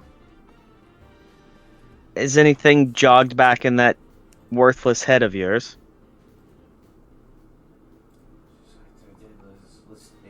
Listen. I told you what I knew about the thing. I don't. Go ahead and roll me give me a presence roll for this. This feels a little bit like an intimidation. This is not exactly persuasion or deception. Okay. What did you say, roll? A presence, please. Where is... Okay. Roll. Hold on, wait. There we go. All right.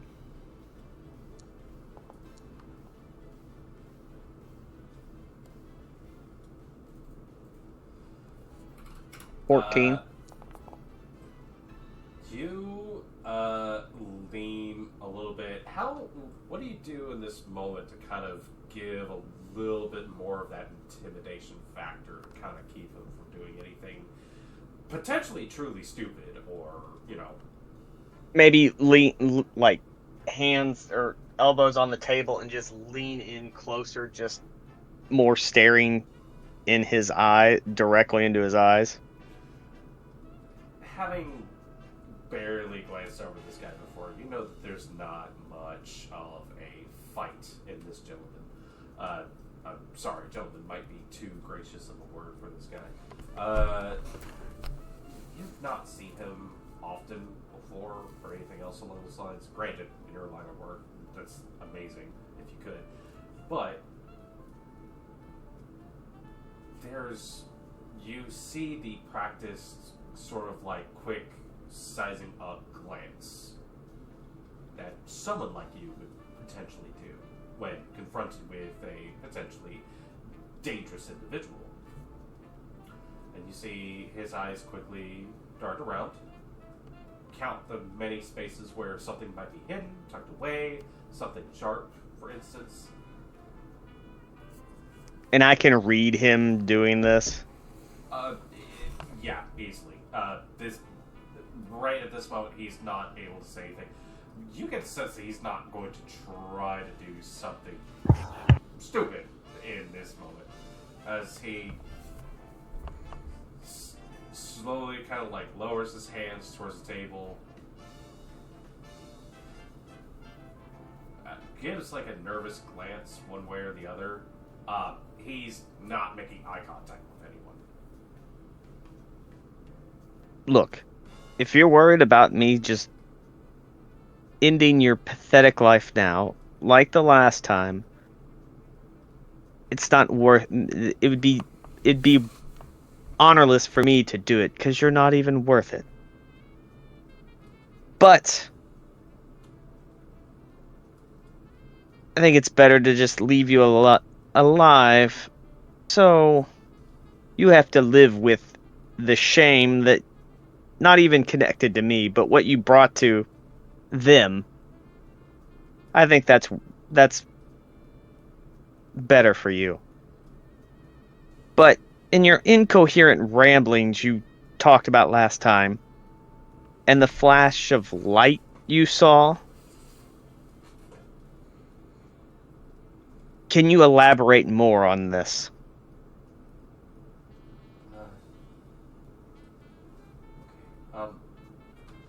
You see he kind of puts his hands onto the table, turned up perpendicularly. There's given him a look over, same sort of practice that you just saw him do. There's not there doesn't appear to be a shred. There are places where he could be hiding something, but there is no weight in the sleeves, anything else along those lines.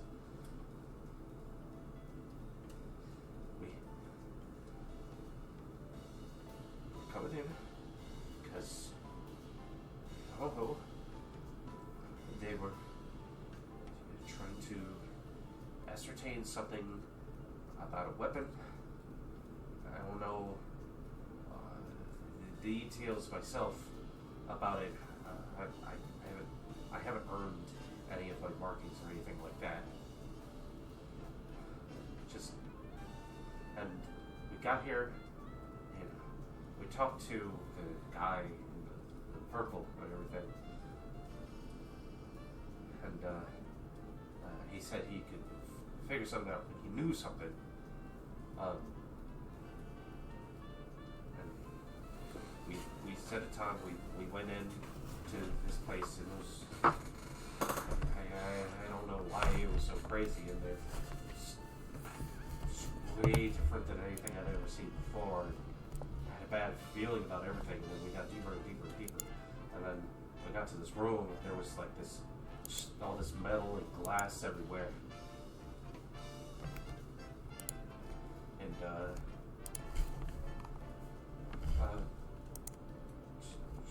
asked us to, like, kind of spread out a bit and start asking around, and I found and like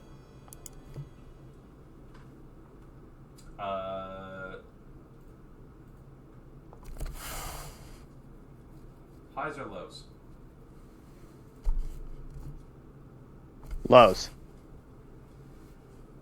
I found a book, and I thought I had some interesting stuff in it, so I went and gave it to her, and she got mad about something, and she went to go, confront. And then there was just this turn that there was a thing that happened, and then there was screaming, and then I felt like my whole head was getting split apart, and then it was just sound and light, and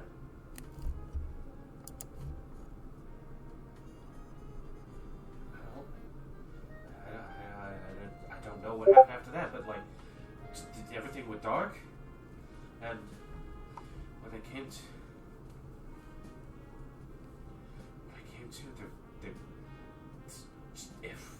everyone else was dead.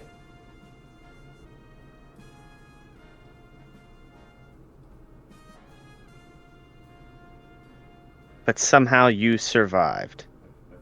Everyone else was dead, and I don't know. But she wasn't there, was she?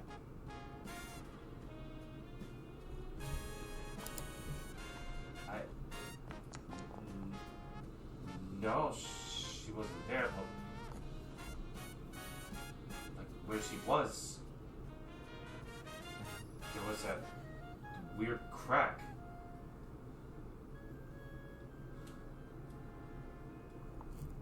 Everything just kind of broke. I don't understand. But everything went dark. And then there was I don't know. Everything went dark and everything hurt. Everything.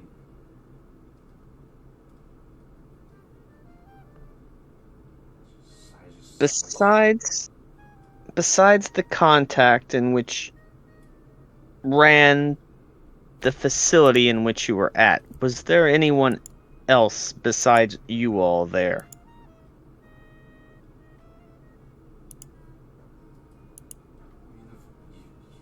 You mean the guy with the beard? Yes.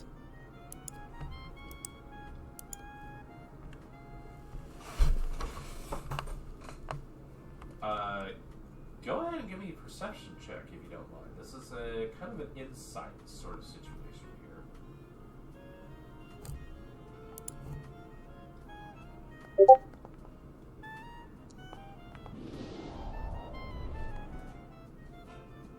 $29.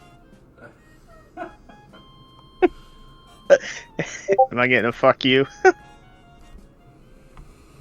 He looks towards you. I didn't know he survived with that 29. It is not as if I can give you a full rundown of his mental state when he escaped. Anything else along those lines. But from the looks of things, what he is telling you, what you can kind of glean from the stuff is that from what he is saying, the moment after he was able to see again, your best guess is that he got up, saw dead bodies, had lost all of his nerve, and fled out on foot.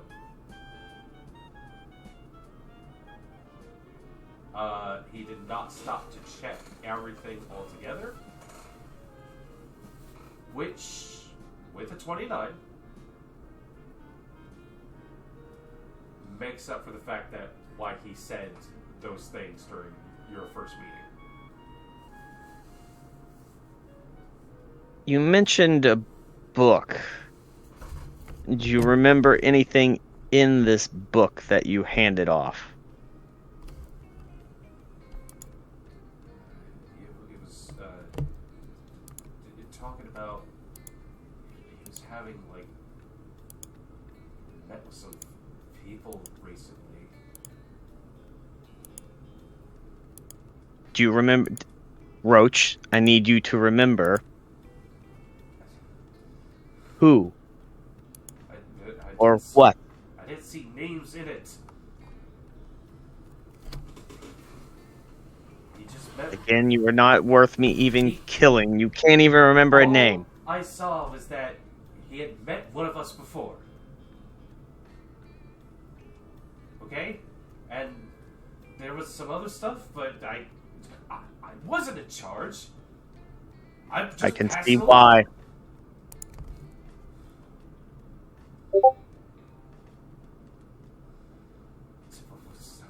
It's not my job to know everything.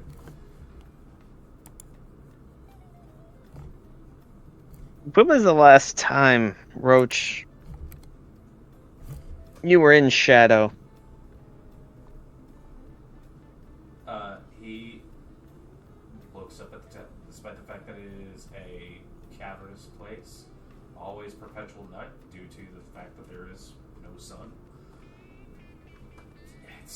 He looks at you and goes, when I can, just...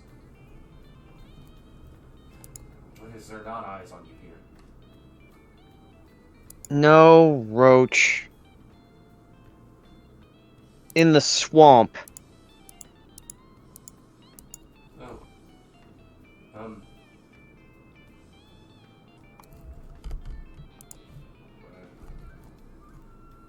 Weeks, maybe? I don't have anything to go back to for that. One last question, then I think I've had my fill for you for a while. I know you saw her recently, but there's someone else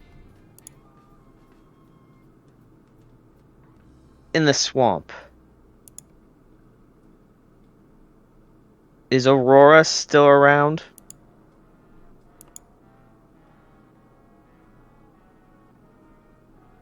Why do you... A yes or no question, Roach. That is a great question. And you managed to make your way a little bit north towards the lovely little soup kitchen area that you tend to frequent on your morning basis.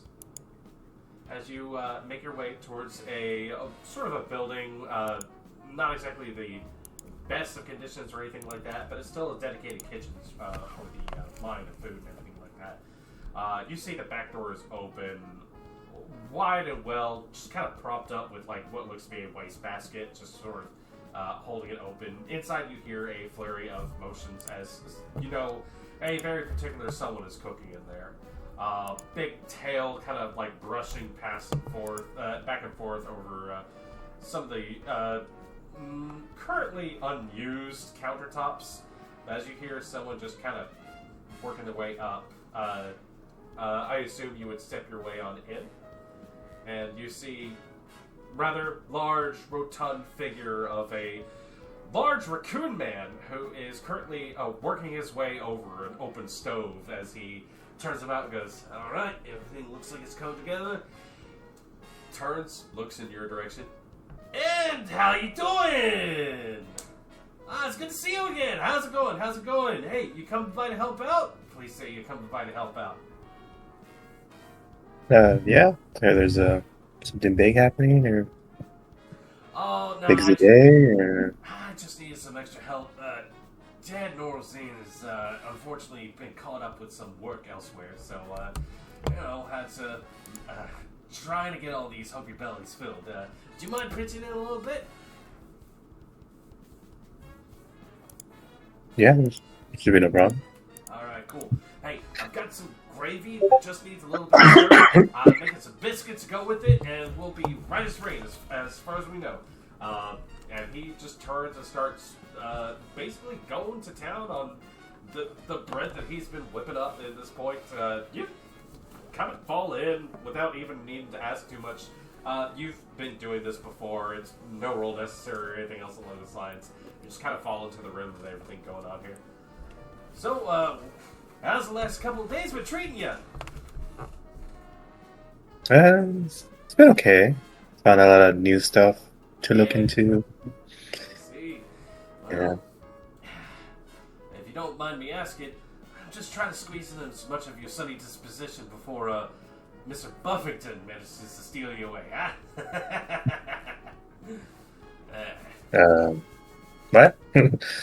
Well, you know, Was he looking for me, or what? was he looking for me, or why would it? Oh, no. Just Since invited him?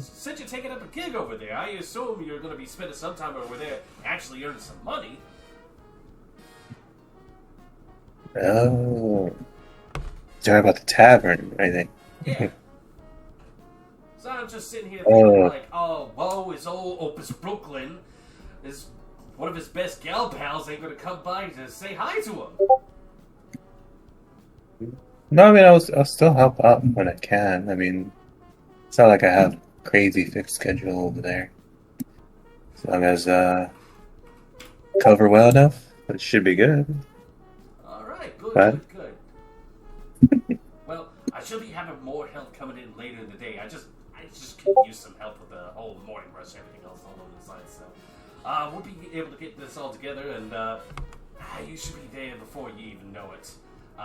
You kind of fall into the rhythm of like a few hours into this thing where you know he has a whole shtick of like make a soup, wash his hands, make sure the bread's good, wash his hands, check up on how like the gravy's coming, eggs, all this sort of stuff.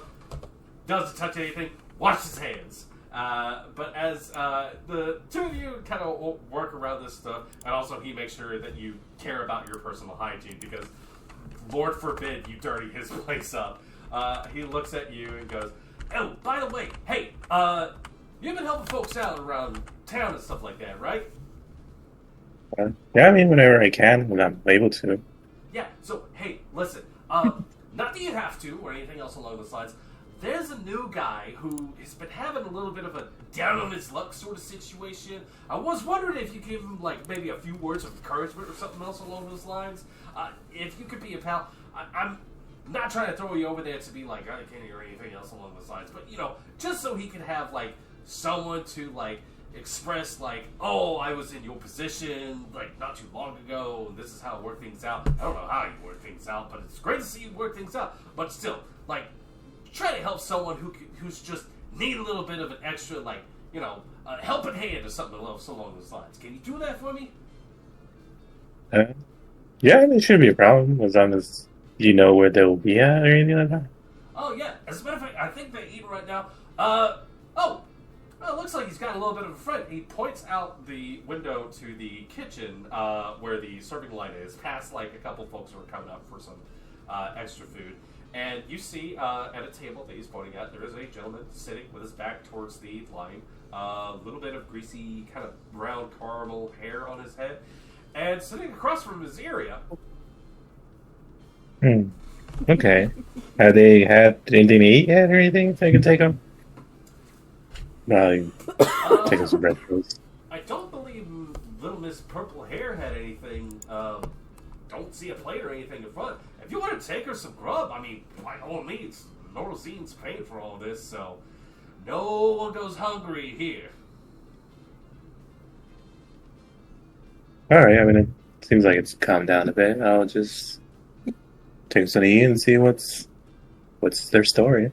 All right, he shoves a big tray full of, like, just biscuits, gravy, all, like, drinks, all that sort of stuff in your hands. And you don't even, like, there's no impact with it or anything like that. You just go, this is happening, and just make your way out the front door in that direction. You go ahead and give me a perception check as you're making your way over there, Ed.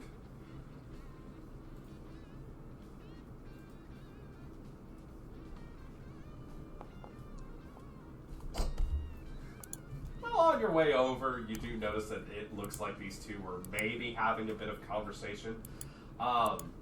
You haven't seen... you might not have seen Iria for a while. I don't know how much you guys have kept up in the last couple of days or so.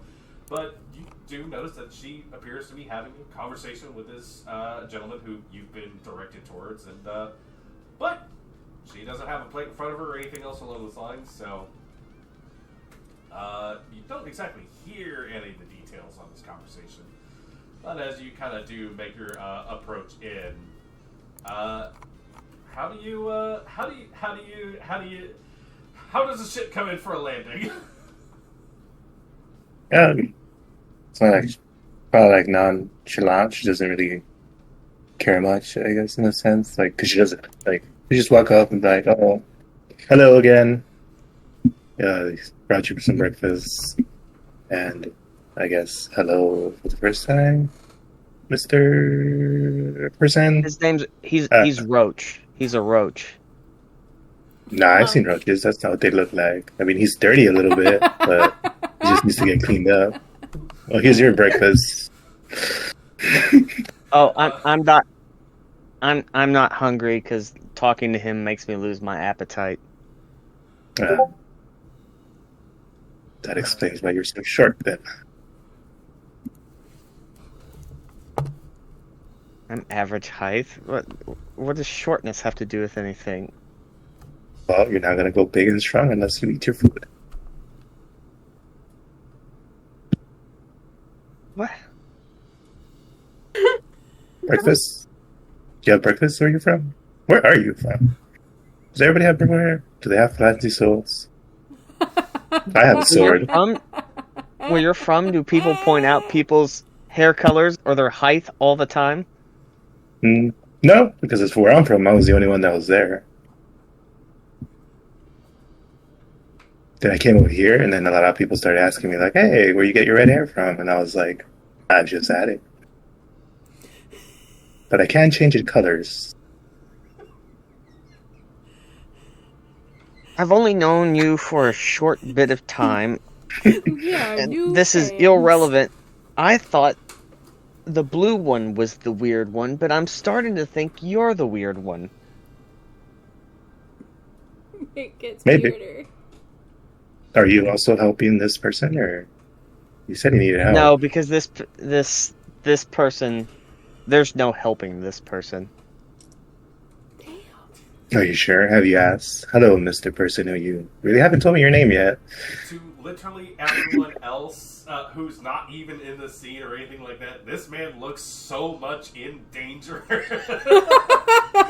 does not know how to answer literally any of these questions. And looks frightened.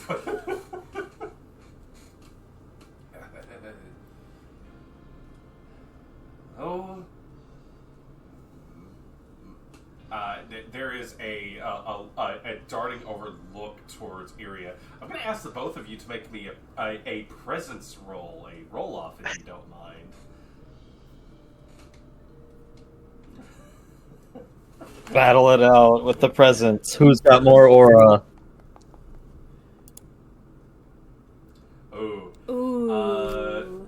As he looks between the two of you, and with maybe just the fact that there is someone incredibly clueless about the situation, and or maybe just not putting together that his life might be in danger if he answers the wrong way, looks up at and just goes, my name is Rosu.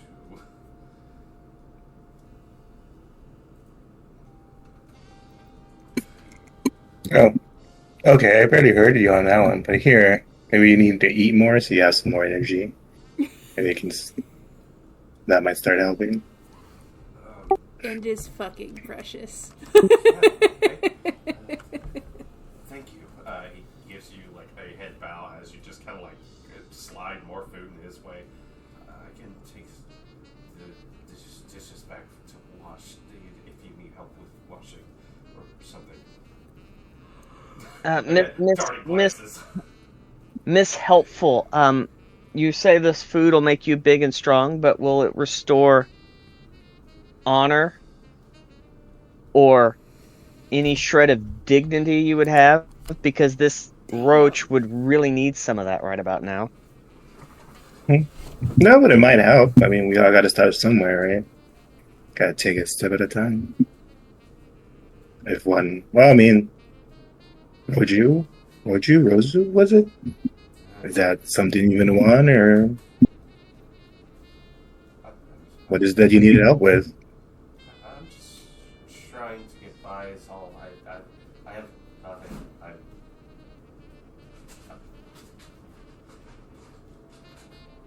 in a bad spot.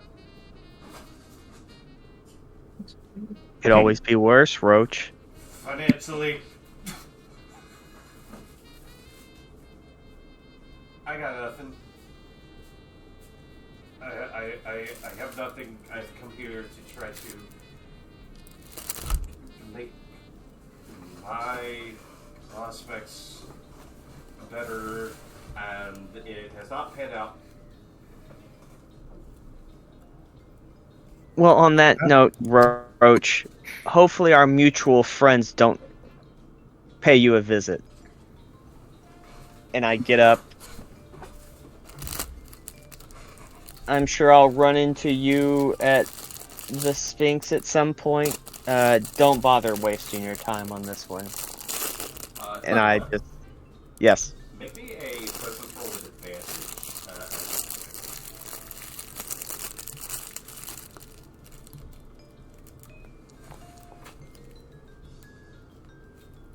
Hold on. 19. As you're leaving,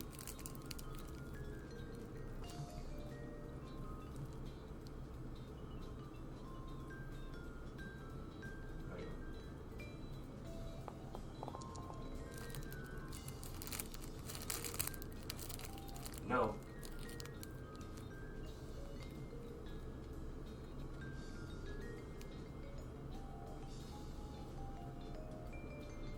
You heard him say that after you.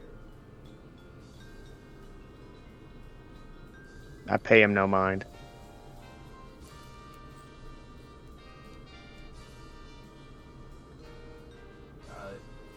Aria's departure leaves this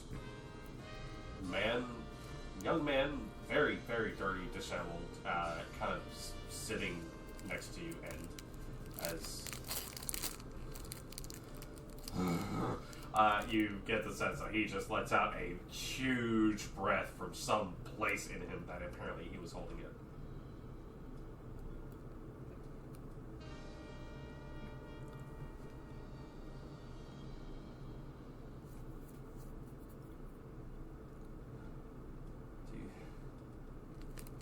Thank you for the seconds.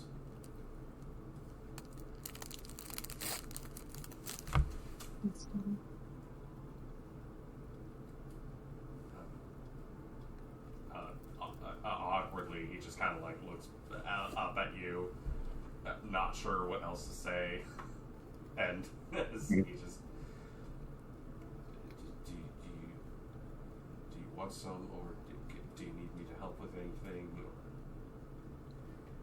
No, I mean, I don't need any help. I was told you needed help. I remember when I first got here, all I had was my name, so I'm pretty sure you can find your way if I did. Oh.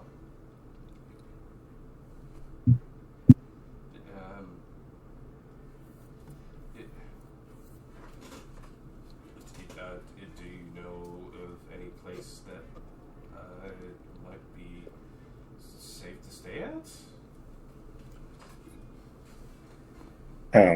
Yeah, right here, actually. You can stay here until they help you. I'm pretty sure Opus won't mind. I mean, that's what the place is for. Is that the... I was actually staying here until recently. Well, then I got a new job at the tavern, and I've been staying there. So I'm pretty sure the old room I used to share is probably available. Who is this Opus fellow? Is that the strange beast man in the back? Oh, what? As he goes to try to explain himself. Lola, where do we find you at? You have managed to make your way over towards, what sort of restaurante do we find you at? Probably not a super crazy upscale one, but one that was close enough to the Sphinx Tavern. Mm-hmm. You make your way over towards a little restaurant known as Green Glade Way. It's a very, very fine name, but, you know, the food is not exactly the reason you want to go here, unless you have a little something to nip with it. But it's still a lovely brunch spot, open-air patio, of course, much like many of these other bistros and restaurants and everything else along those lines. Still, again, perhaps not your first choice, unless you were looking to do something a little clandestine. But, as you do manage to make your way there, you do happen to see a small squadron of what appears to be a bunch of very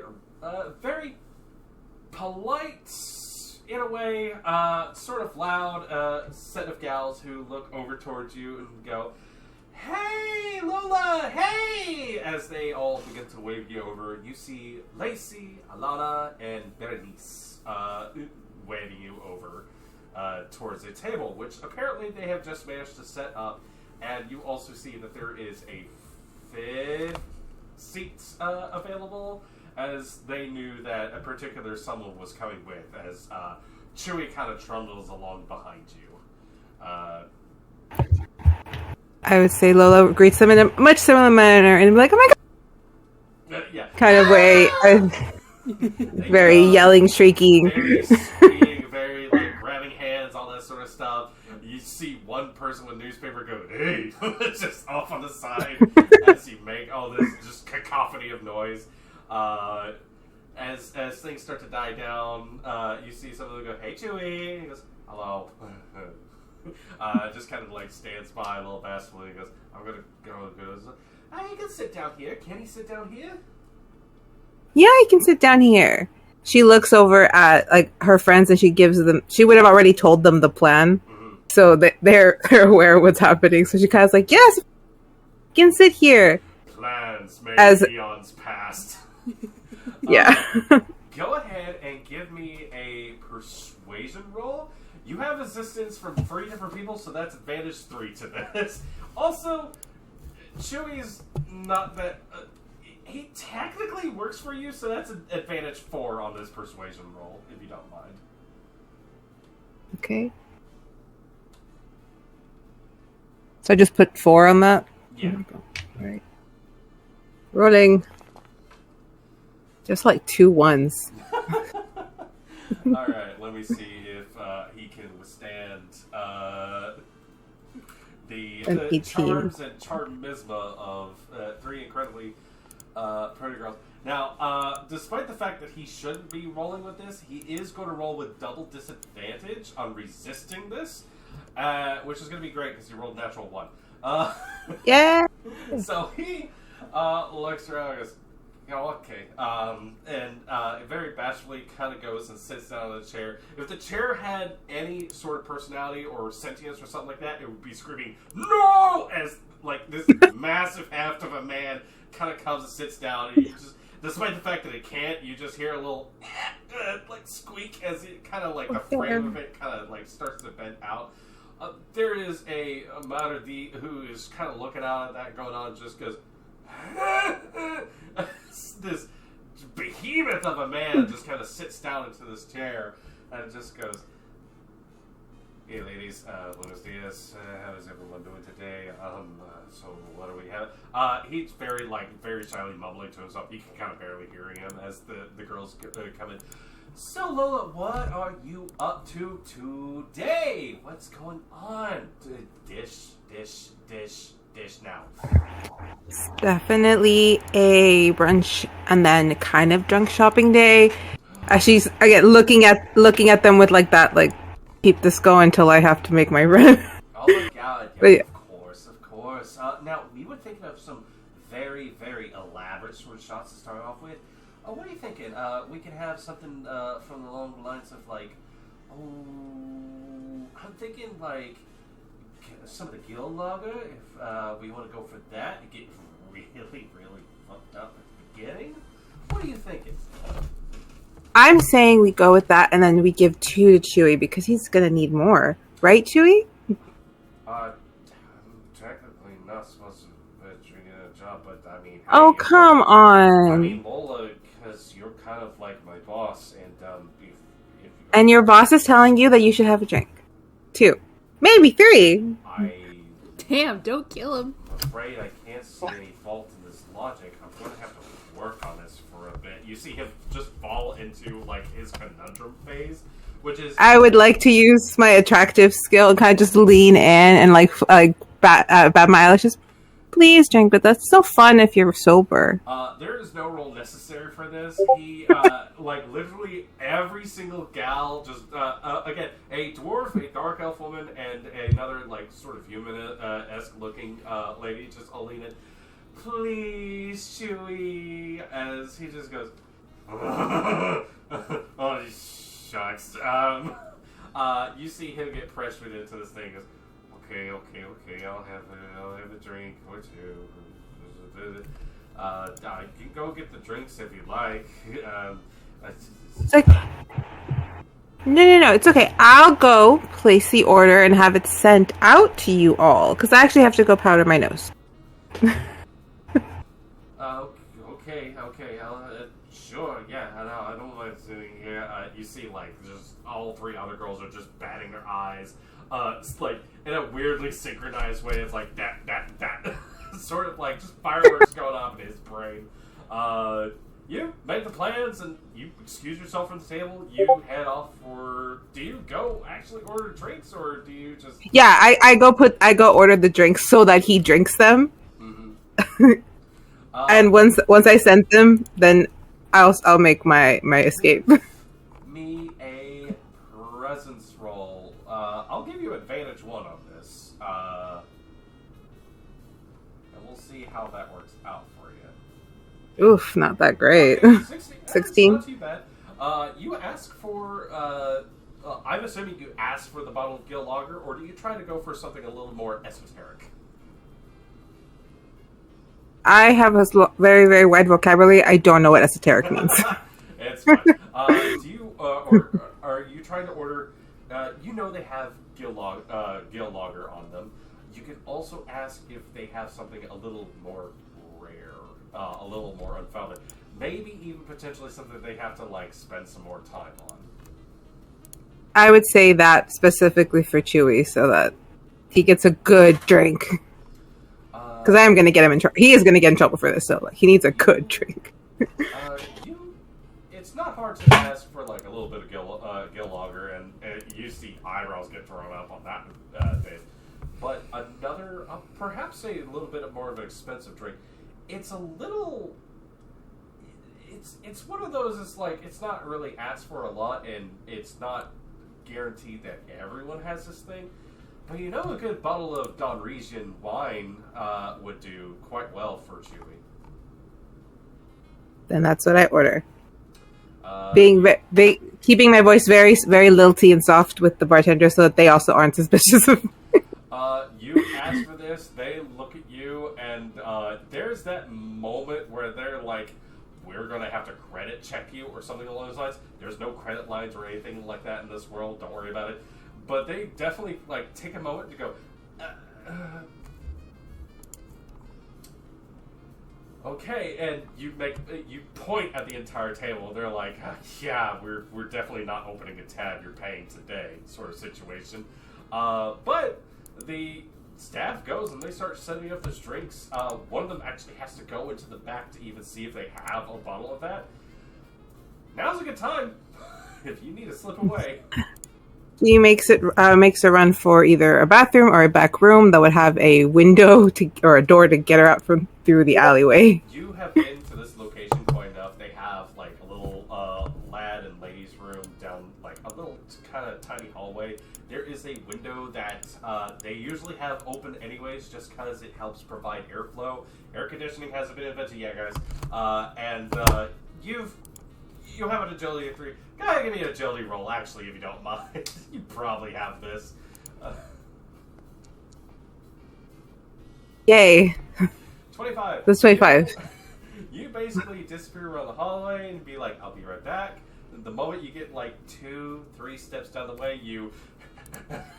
No, you don't even have to like do like a whole sliding move if you want to. Although you could still do it and be cool. It's just along the lines of like, you can also just shrink down if you needed to. Just easily get out the window. She would kind of get to the bathroom, all excited that she got away. About to climb through, look down, like, I'm not messing up this dress.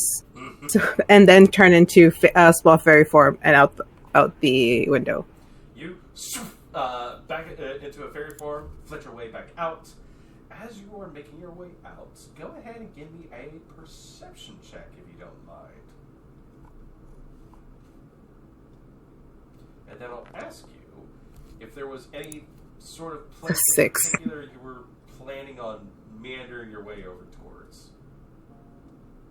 Well, I was a 6, and I was, I guess she would meander her way towards the Sphinx Tavern. She is trying to find the girls that she did the heist with. Well, it's actually kind of amusing that you say that.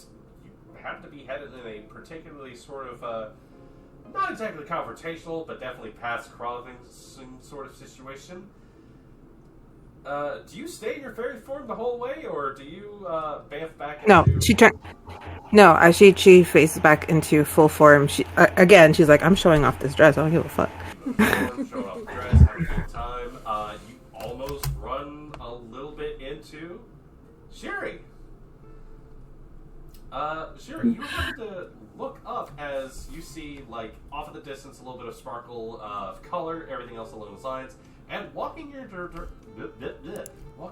direction, you happen to see Lola. Kind of same side of the sidewalk, everything else along those lines. Yay! That did not take that long. I was trying to find you guys.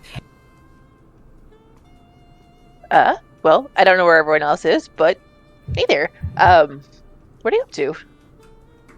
Currently trying to get away from someone, so if we could go that way, which she's pointing like away from the restaurant, and quickly, because I actually don't know how much time I have till I'm noticed. Or the lack of me. Okay. It just run. Like, go.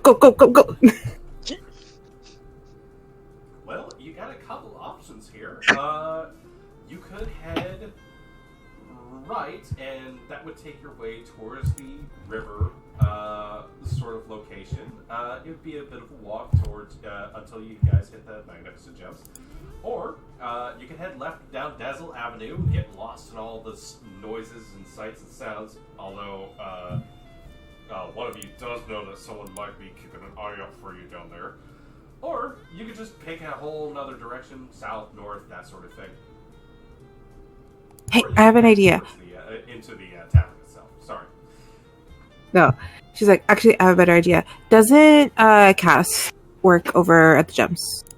I believe so. I think she mentioned that, or someone mentioned that. I think she did. Hey, let's go. Let's go find her. Sounds like a plan.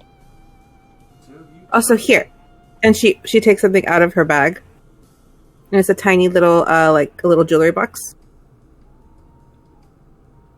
She hands it to Shiri. Here, I got one for everybody. Oh, thank you. What is it? It's a little charm. It doesn't have like a necklace or anything. She's like, I don't know. I didn't know if you guys like necklaces or bracelets, so I just got you the charms. Oh, thank you. And it has like it's literally a little like circle with the S on it for your name. S for SpongeBob, S for Sandy. Sorry. She shows you hers that she has like on one of her chains that kind of like go down her body because she's wearing like a low cut spaghetti open back dress with like a flowy skirt, and she has like a chain kind of coming down the waist, and you see hers with the little L on it. She'll go ahead and add it to her little bangle that she got from little adventure we did. I need to find everyone because I got one for everyone. I have been shopping like crazy. You should see my wardrobe. Sounds like fun. and we'll, I guess, head to the gems. The two of you take off, potentially talk about how's your day been, oh, so. Lovely little pleasantries, not too many details, perhaps. Castria, you managed to make your way. You have in tow with you Jade, who has been bounding up and down, has a big shopping basket ready with her. Looks like she's ready to basically go whole house, grab a bunch of new, fresh ingredients that she's been looking forward to. She's been talking to Yuroth about a few things. On your way along the bridge, you see someone sitting down who has been in the process of perhaps a landscape of some sort. But you witness your friend Puddle having a nice little moment to herself. She contemplates letting Puddle enjoy their solitude, but then is remembering earlier about her vision and the shades. And she takes a deep breath and puts a hand on Jade's shoulder. Jade. Yeah. Do you see that girl down there? The one painting of a stone. How can I not see her? She's with the group I told you about. That helped me get the stuff. Okay. So what are we doing? Should we go over and say hello? Alright, I would love to introduce you. Alright, come on. Puddle! Puddle, you turn and you see Castria, the opal, making her way over towards you with what looks to be a shorter, very lithe young lady, dark brown to black hair, kind of in tow behind her with a very lovely dress on her. As she also waves at you as well. Hi! Hello. As you can see, it's more obvious when she's next to someone else that she does not have like a gait. She is just moving like some weird AI, just sliding down in your direction. Now that you know the truth, you're starting to see the Who-Man bits of her glamour. And she slides up. How fortuitous. We were just going to go get some barbecue. Would you like to join us? I don't know what that is. Meat covered in delicious sauces. That's so good. So, like, fish covered in, like, eel sauce? Jade, you've made that before. Yeah. Puddle, Jade is just smiling at you when you just mentioned that. What? I like her. I like her. This is great. Alright. She's bubbly. This is Jade. She is Jade. another Jen. Oh, And my best friend. I'm Puddle. I'm a little bit of a pirate, you know. A lot of She badass. is super famous pirate. She has sailed with Glowbeard. Oh, that's so cool. What's a pirate? Someone who sailed with this Glowbeard person, I hear he's very famous and very cool, which makes her by association very famous and very cool. Do y'all know they have free bread What? in town? There's just like these barrels outside of the bakeries with like a bunch of like really long loaves of bread. Oh, And I Pablo, just- that is not free. You should probably not go there for a few days. Trust me, I made the same mistake when I came here first. It's free if they don't catch you. That does not help when you're trying to learn the social rules. Let me take you to barbecue spot. You will love Rook. Let me just put a few finishing touches up and I'll be ready to head out. and I'll just kind of do like my last little strokes, and then with the little bit of charcoal that I've made with my fire, just do the little KC down in the corner, You know, and I'll put it on a little like backpack strap so that it can like air dry as I'm walking. it's been a while since there's been a painter, Jim. I wonder. Would you ever Ooh. be interested in joining the gyms as a painter? Ooh, I We could be all like just show off our talents. aquamarine.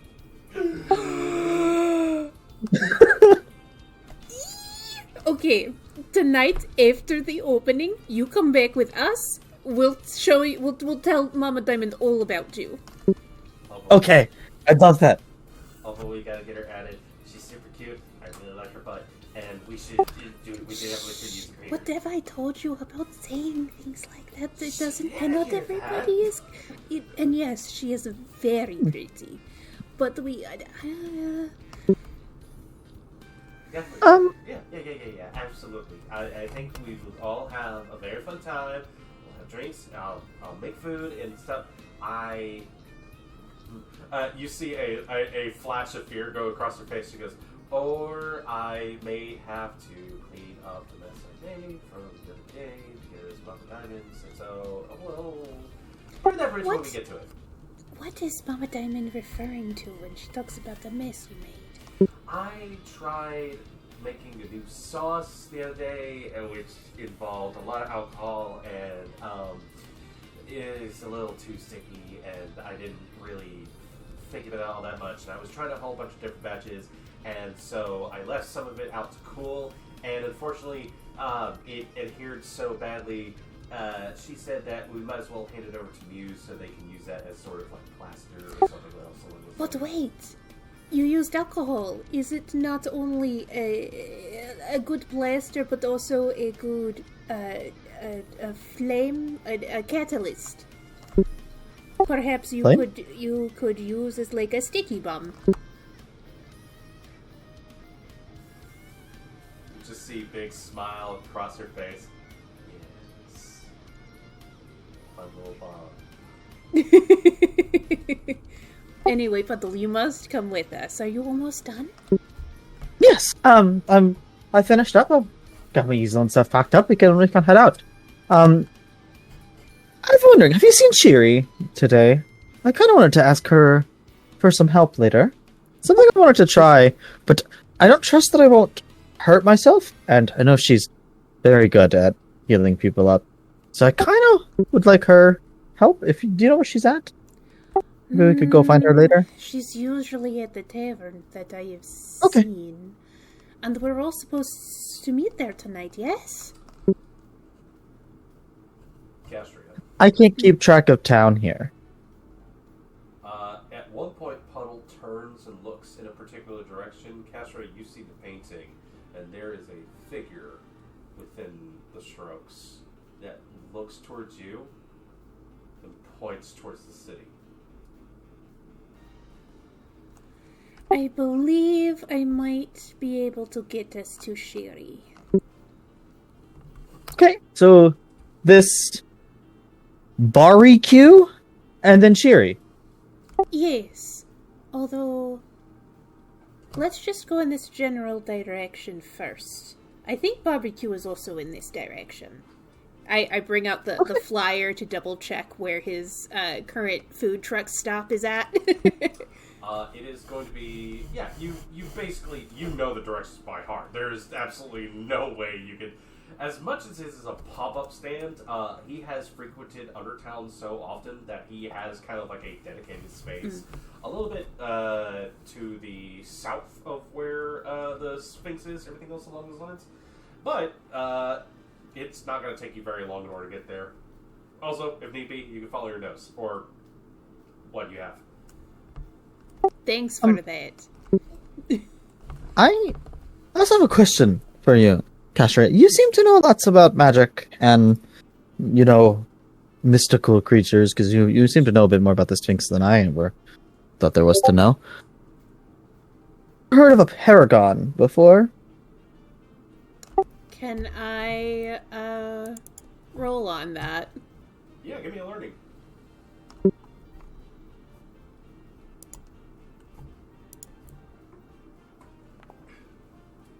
I have nothing in learning. It's a word. I... No. To be Huh. fair, I only know about the Sphinx because it is a legend in my homeland. I see. And I Never mind only then. know magic because I looked into it. I don't really know magic. I just know elements. Well, gonna be did real. you find this paragon in a book? Do you remember when I blew up? Which time, darling? The first time. Oh, yes? And then the second time as well. Is that not a normal occurrence? I only knew you for a short time. No. For all of my years, I have only ever been able to manipulate ice and water. Hmm? Now I can manipulate fire, and I'll just snap to make a little flame in my hand.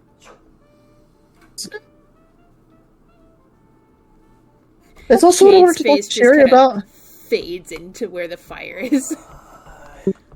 That's what I wanted to talk to Sherry about, because, like, I could feel the fire inside of me, and it just wants to get out. And I kind of want her there in case it gets out, and I burn myself. I don't know how that all works.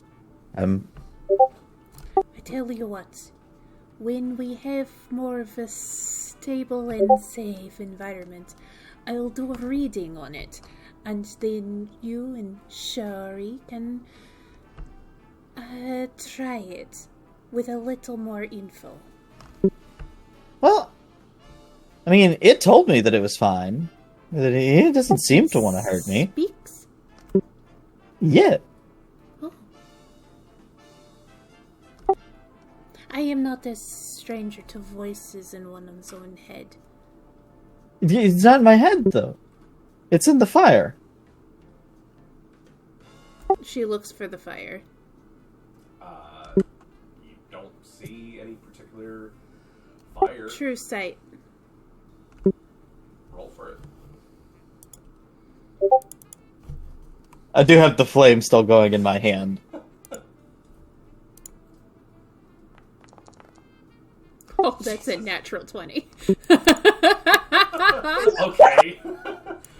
With a 42, you don't see it mundanely, but as you focus, close your eyes, you open it back up again. Puddle, you see a sheen shoot across the surfaces of your eyes. And Castria, you see hovering right over the shoulder of Puddle, there is a ball of flame with what appears to be two vacant spaces where eyes would be, and kind of like a little mouth. Kind of just listening in on this conversation. What is the expression on the face? Can I roll like an insight equivalent? I'm gonna say with a 42, it seems to be kind of just like chill. I do not sense malice. And they are kind of cute. Hello, I am Castria. Oh my! You can see Castria, him? for the first time, you hear it as well. I'm honoring a 42. By the way, 'Cause I was gonna say, like, well, When it's my- talking. Will she be able to hear it? Despite the fact that it probably shouldn't do that. I didn't expect to be able to hear it. I was just saying hello. And also, just as an extra, like, flavor thing, when my true sight goes on, my eyes blink sideways like a lizard. Yes, I do see. I do see them. And their voice is lovely as well. Oh, contraire. No, that's not. Same here, darling. Nice to meet you. You are here to look after my friend? Absolutely. She is my chosen. My champion, if you will.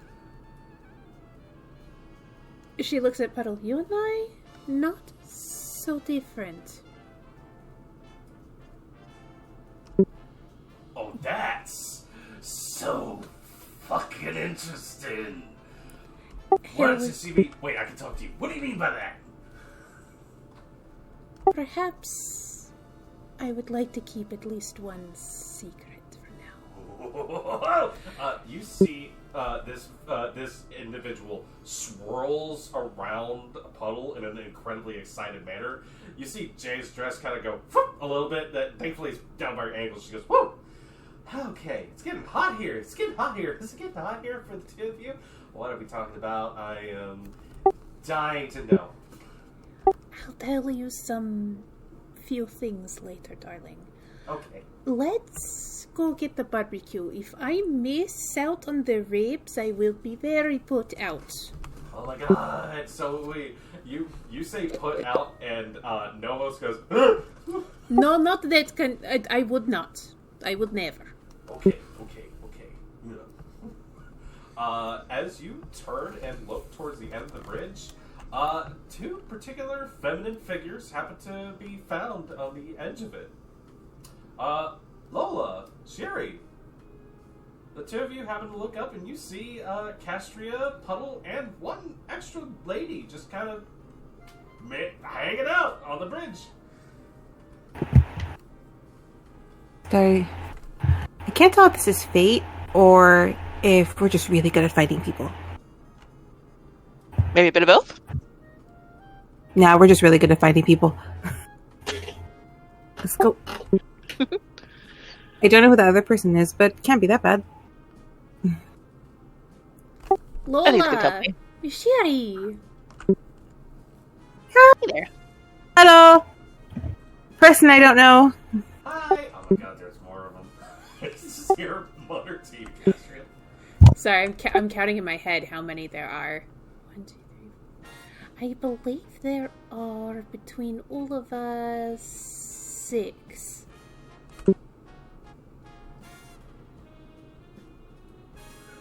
Jade starts And a half. counting.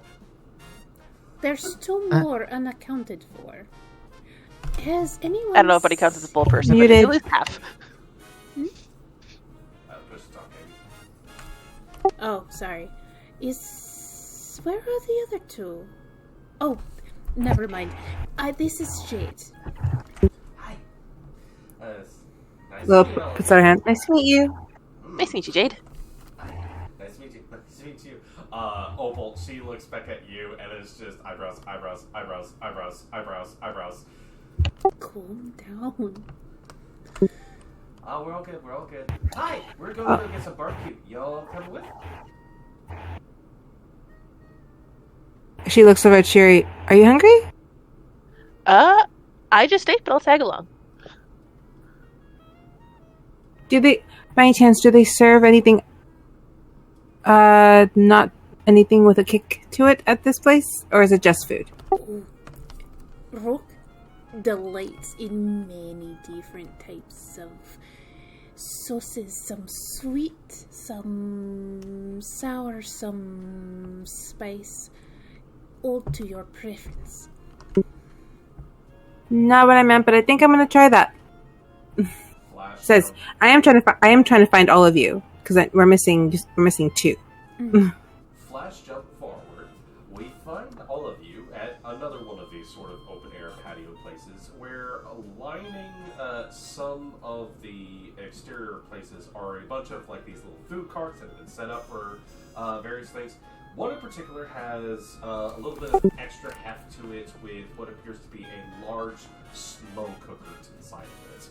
As working behind it, you see a large hyaenid sort of looking individual, a gnoll, has been basically turning things over, everything else along those lines, happens to turn, look up, sees your party, has been managed to find their way towards a table, does a little bit of a head count,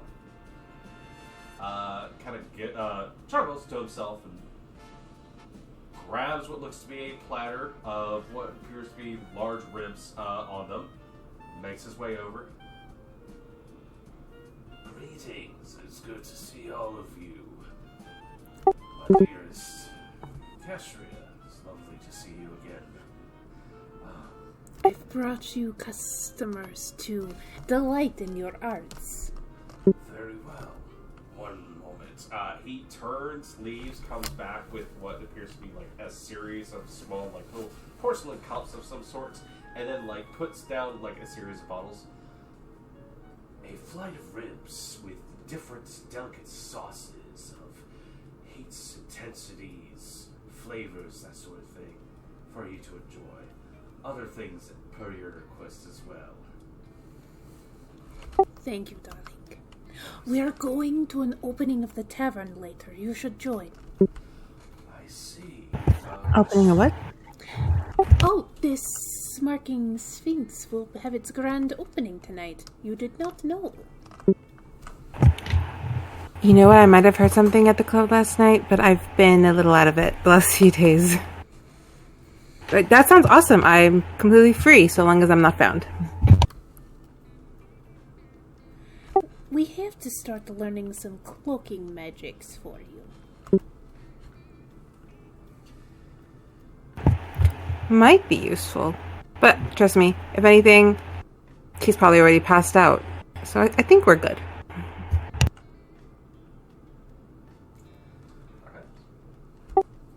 Anyway, she looks like she might want to say something more about that, but is like, I don't think I should pry too far with this one yet. She turns back to Puddle. Puddle, didn't you want to ask Sherry something? Oh, Sherry. Yes. You're good at that healing thing, right? Like bringing people back after they've potentially like harmed themselves or done damage to their own body or taken some damage. Usually, yes. I do have my bad days, unfortunately, because I'm... Is Mostly, today a yeah. good day? I feel lucky, yes. Because I kind of have, like... Have you ever had heartburn before? Unfortunately, yes. I kind of have that, but, like, my whole body. Did you eat something spicy? And no, I just need to get the fire out. You know? Just a little exertion. But I'm worried that if I do it, I might, overheat myself. Would you rather do this around water to be safe? I mean, there's a river right there. I bet that one. And I'm Sure. made of water, so. Just to be safe, we should probably do it around water, because yes, I can heal you, but I can't guarantee I can put the fire out. At one point, I think I might need your help on having my back in case. For now, I can, keep it in, but not sure that, I'm more worried that if my emotions get the better of me, I don't know, the fire's a new thing. I'm worried that I'm not gonna be able to, keep it in check. And I don't want to be a ticking time bomb for everybody. So, before my emotions get out of check, blowing off a little literal steam from my body. Well, do you want to do this now or later? We can wait till we have some more time. Maybe within the next few days. Like I said, I think I'm okay for now. But Okay. I figured I would just talk to you before it happens. That way, there's no panic when it does, or if it does. When, probably. When, definitely. I will say if it helps, breathing is always a good option. It's helped me out more times than I can count. Yeah, Problem is, it's not like... The fire isn't me. The fire is something else, and the fire's in me. And I just... You gotta vent. So... It's still a part of you, though, I assume. It sounds like, I should say. I don't know. I don't really know how it works. But... I just wanted to see if at some point I could have you on standby in case things go south. Absolutely. Well, I was told not to go south, so I wouldn't advise going south. Well, north is always the direction you're facing. What? Okay, But- Bitsy. But if I'm facing that way and that way is north, then wait, what? I don't understand. It's a Sherry. Shh. Breathe. I'm gonna be real, I don't really do heroes cardinal direction things. I just kind of know my way through the wilderness. It's not that hard. Just You're a pirate. I've had I to just- travel through the wilderness, and I don't recommend using that logic because when you're in the water, it doesn't matter about cardinal directions. You just follow the currents, and if you know which way the currents go, you know how to get home Current- yourself. currents and I'm- directions are different. I am from a 'Cause place filled with sand. Besides, this compass doesn't even work. It just spins it. It just follows this little rock. Like, say, I hold this rock here. The compass points towards that. That means north is wherever this rock is. Are you sure See? about that? Like, it's a compass. And Cass, compass do is they point have north. alcohol? No, but Jade usually has some on her. Do you need alcohol? Babe, Yes. I have a See, flask. you just Alcohol. explained. Does it have alcohol in it? It's got a lot of rum. Not my favorite, but I'll take. I happen to make some mead that's going to be part of the opening at the tavern if you want to tag along there. I in full intent to go to the tavern. Plus, I guess I'm trying to find you guys, and we're What? missing two. I'll be at the tavern because after the tavern, I'm going to become a gem. I also The gym? wanted to talk Oh. to you about that. Jeb. You have an amazing voice. If you ever feel stifled in your current occupation, I don't know what your occupation is. We haven't gotten that far, but you would be. I could talk to Mama Diamond and get you a spot in the gyms, singing regularly. It's a little hard for me to sing aside from that one song because when I sing, things happen, and I can't subject people to that in good conscience. Because I often don't know if the thing that will happen will be violent or, just the urge to dance. Oh, But I can play if they need someone to play. I'm really good on the lute and the piano. of course. The band is always looking for new members. As a matter of fact, I don't think we have a lute player at this time. I mean, I love being on stage. I just I will get you. would love to sing, just can't risk it. What do you think, Jade? We talked to Mama Diamond about these two?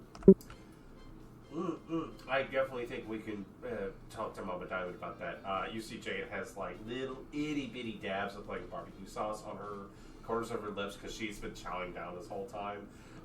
Somehow, voracious appetite, slim fucking figure. You don't know how she manages to do it, but she has just been putting away, like, she's already gotten like a quarter of the way down the ribs as you folks have been talking. Yeah, I think we can absolutely have a talk with them and see if we can get pretty much all of you fixed up if you needed to.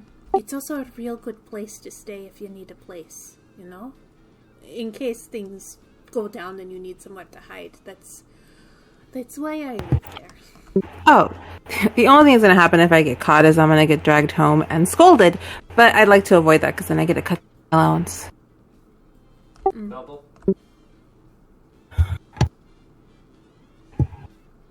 What was that? Oh, Jade. Jade was asking if you're noble.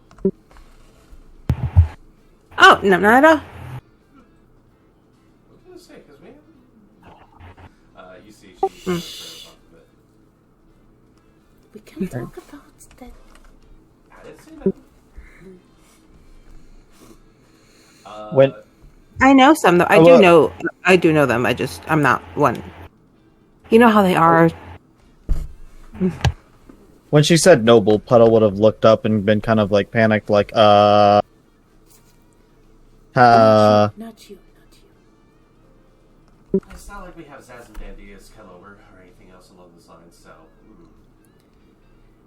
I don't know how to feel about the Zaz and Dandias. The only ones we see from is the head of the family. The other one left years ago, from what I understand. Mm-hmm. But the lady Zaz and Dandias, and she'll point up, put the moon in the sky. So they can't all be that bad. it's cool and all. Oh, but they're a lot of fun to party with. I'll say that. There's cool and all, but it pales. That moon pales in comparison to the real thing, but it is pretty. Don't ever say that to a true-born citizen of this place. For millennia, that was the only light anyone had.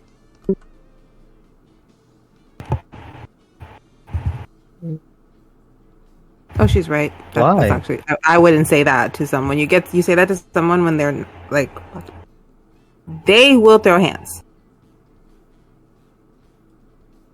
I don't get that. Well, the only light they had, why not go outside? The storms. Do you not know of the storms?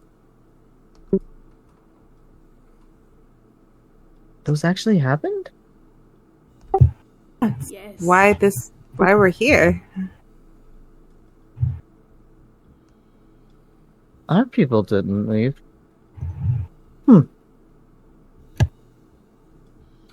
Interesting. Puddle, Jade leans over towards you and kind of gives you a little bit of a tap on like your wrist. Good way to learn some history is go find some of the heroes. It helps me too. I'm aware of the stories, but I just the seas were calm.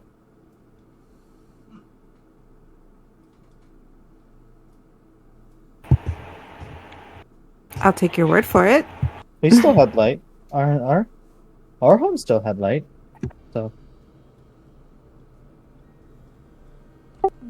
You're very lucky then. Trust me. Sometimes even in the middle of the desert, there was no light. Although, I have to say, no light is better than an overabundance of it.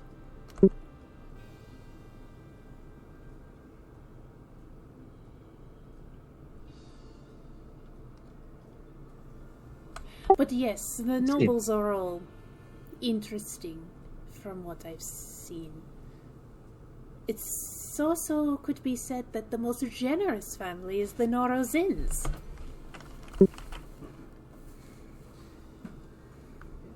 Oh no. Oh crud. Oh, what time is it? Jade looks over in your direction. I'll check my internal clock. The lot of you have been like up and about and moving around from like maybe a couple hours or so. It doesn't feel like it's too late in the day, but Jade looks a little panicky. You'll need to go back. I need to go shopping and gather up ingredients and some other stuff because I have some other plans.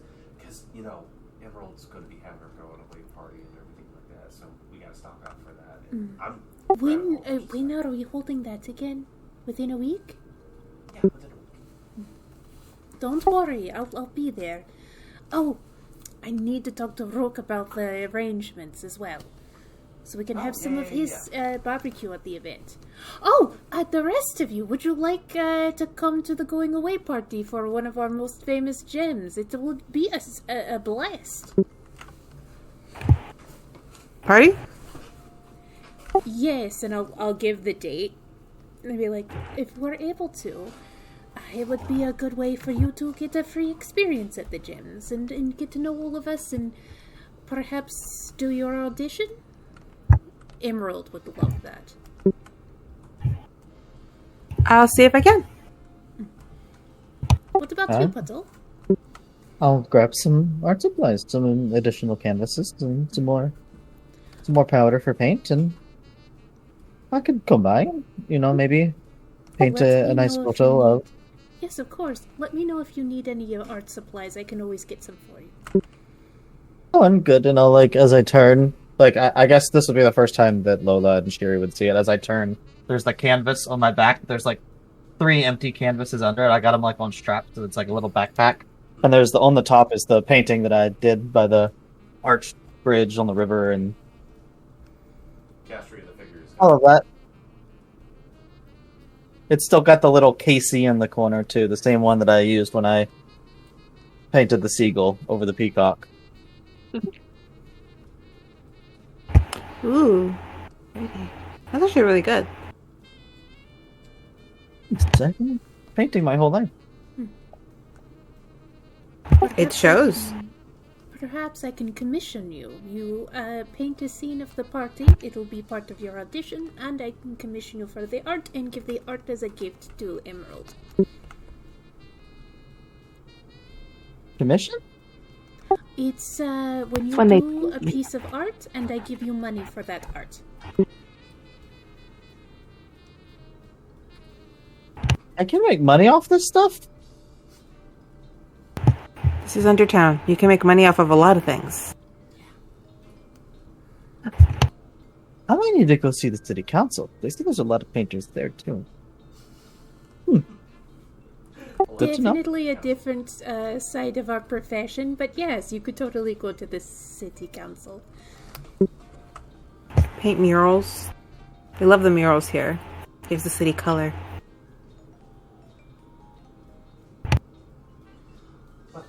I will say, this place doesn't inspire me too much. You like nature.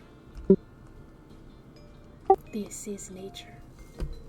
She gestures to the cave walls. For some people, it is the only nature they ever see.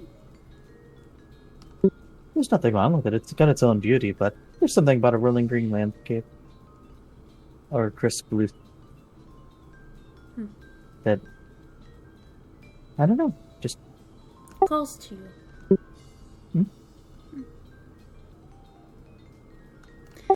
Well, I'll let you go off. I'll make the arrangements at the Rook, and then I suppose the rest of us should get going, huh?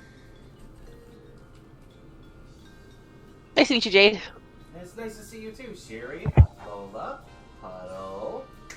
I'll see you. Have a nice day. As she gets up, Bye. you see she moves over towards Rook, says a few things, swipes a couple of bottles, Castry, you notice that. She just, faster than anything else, just makes her way, off in the distance.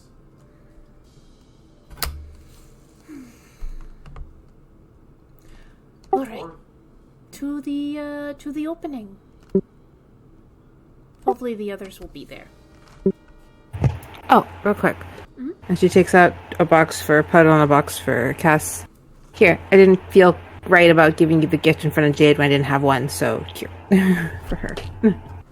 I'll open it. Oh, so And each what? of them, it's the same little, a little gold charm with the... For you would be a P, Puddle, and a K for Castria. Castria gives a warm, genuine smile. Thank you. And she'll attach it to the bag she keeps her cards in. Nice. Puddle will look at the P for a second and just kind of... Almost like a... If you look real close, almost like a twinge of guilt looking at the P. And she'll take a You necklace said- that she's got, and it's got a little marble K. Like a little etched... and straight marble, just a K, like the letter K. And she'll slide the P down onto that same necklace and put it back under her shirt. But yeah, after that's like, alright, I'm ready to go. Yep, we have... Who are we missing? We're missing the fast one and the tall one. Hey DM, on our way back, I don't know if I'm using this the right way, but I'm feeling lucky. Okay. You are using an impromptu of literally nothing, no context. What do you want? That we're gonna run into our friends on the way back home. I'm feeling like Can we're gonna we- see them. Can we combine that with the spying diamond?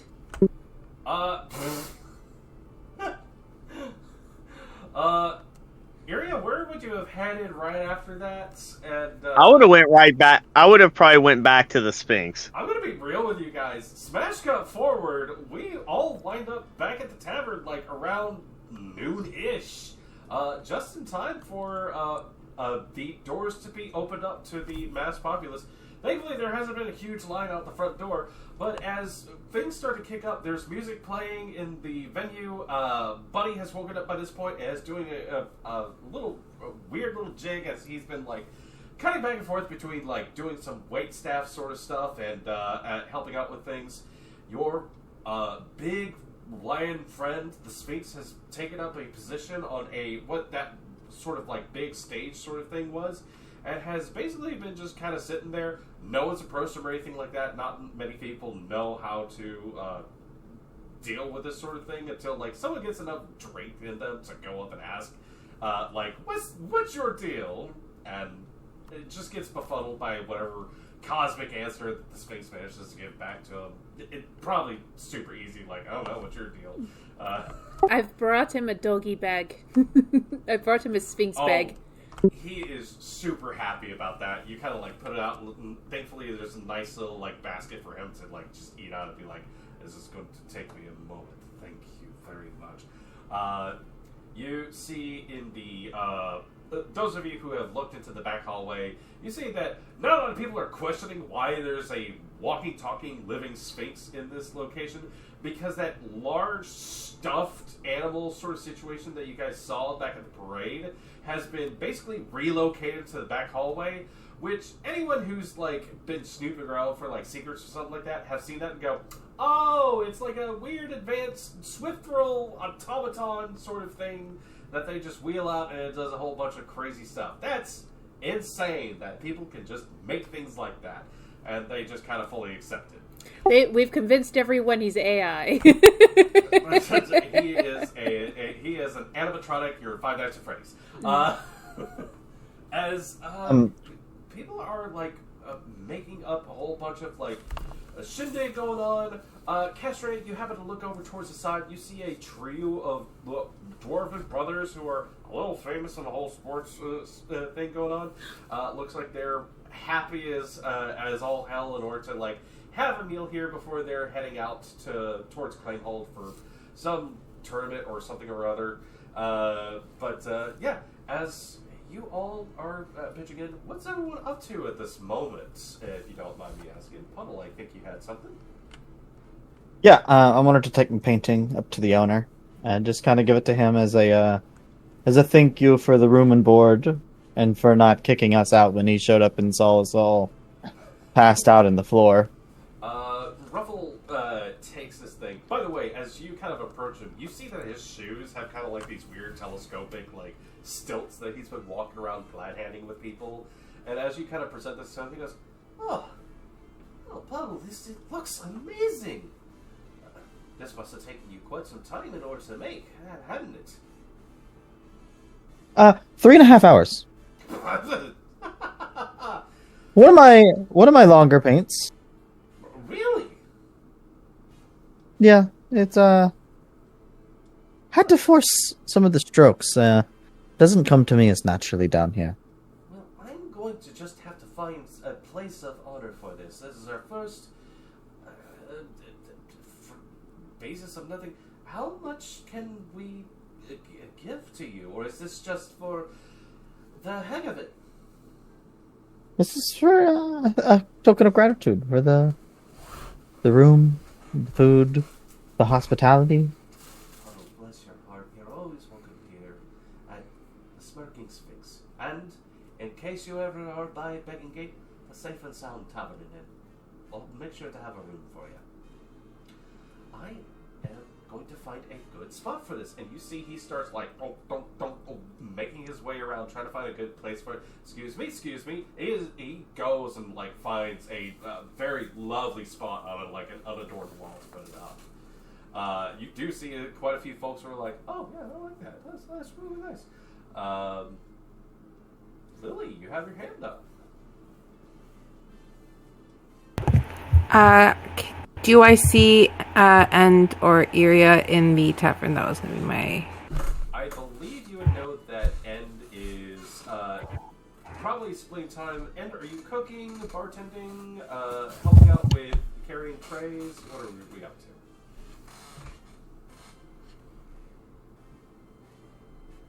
It's up to you.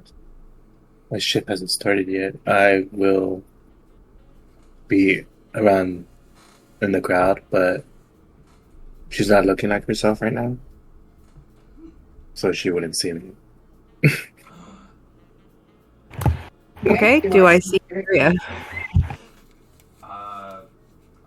That's a great question. Iria, do we see you in the commotion of all of this by any chance? Yes. More end of bar, because I guess, I don't know, if we get OSHA breaks during work, or is this that kind of place where we don't follow those rules here?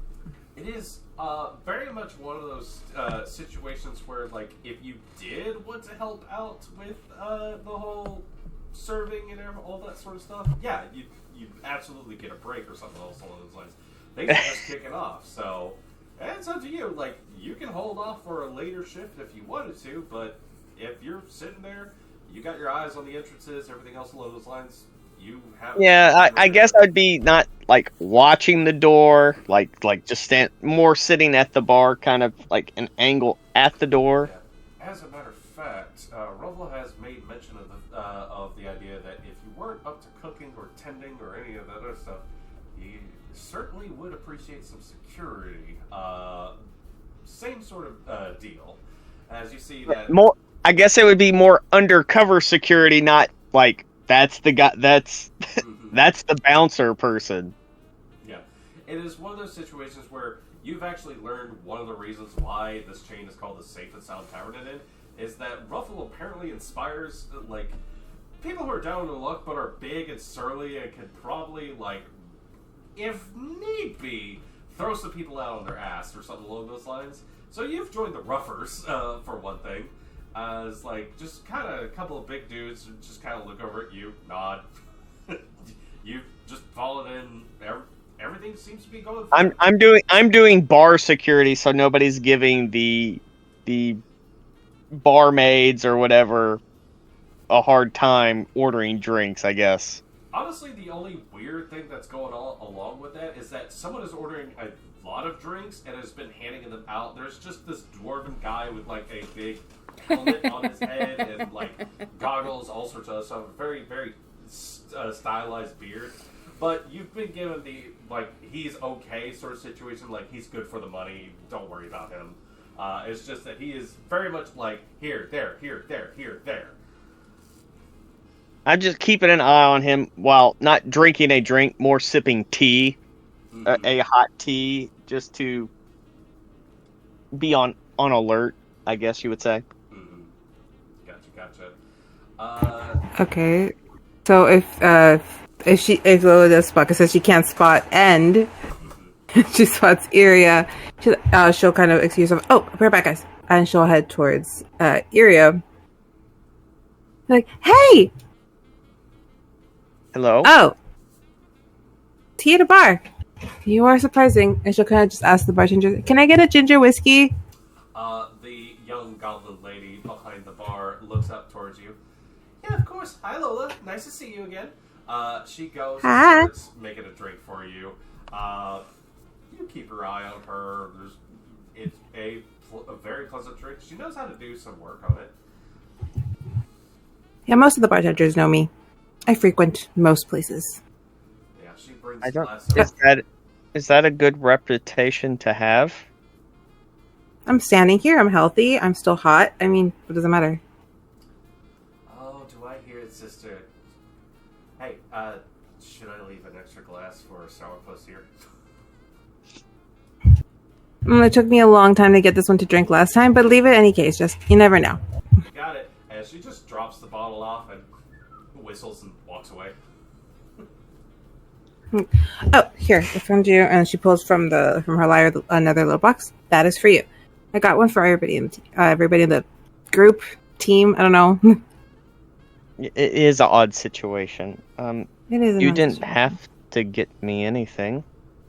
I know. That's why it's a gift. I just wanted to give one. And same little charm with an eye on it. And it's in a cursive script for everybody. It's not just printed letter. She'll look at it and kind of bedaddle with it to see if there's some way to kind of maybe make a makeshift earring type. If it has what you can, if you have to snip the top and make it one, if you want to try it that way, because it has the little thing to clasp it to a charm. Okay, she would do that. Oh, I have a question for you. What's up? You're originally from here, right? Born and raised. Have you ever left here? Nope. I mean, why? Do you ever feel trapped? Because when I walk outside and it's just there's open air, but it's not open. There's no sky. Well, the sky with the stars and the moon and everything. But probably it's just not the same as, I guess, what you would call a normal sky. Yeah, if I were you, I wouldn't say things like that around people who've been born here. Just as a heads up, it's a little insulting. I mean, I'm cool with it. I really don't mind no it. offense. It's just, I guess from if an outsider's not, perspective, it's just confining. Well, I'll answer your question like this. I spend most of my days drunk, partying, or shopping. I don't look up at the sky that often. You really should. Well, not this, again, no offense, not that sky, but the sky. That would require outside, and I mean, my dad will forgive a lot of things. He ain't gonna forgive that. Dude, not to pry. Okay. You say you drink all the time. Is there a I have a particular really high tolerance. reason? Oh, no, not that. Do you drink for a particular reason? Or is there not to hide anything, but to forget about stuff? Again, I'm not trying to be judgmental. It's just more trying to figure things out.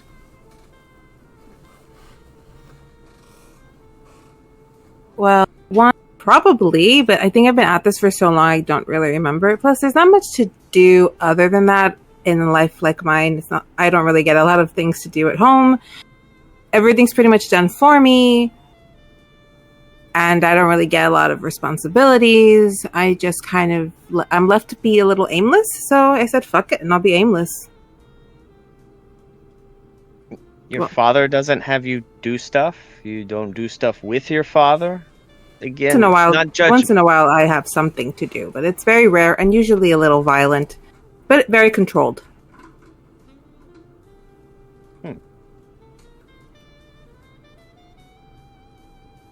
Interesting. I know. It's a little weird. But it's my life. Families are weird. Yeah, especially when you're the youngest of 3 boys. You don't get to do shit. So you have siblings. Are they like you? One is.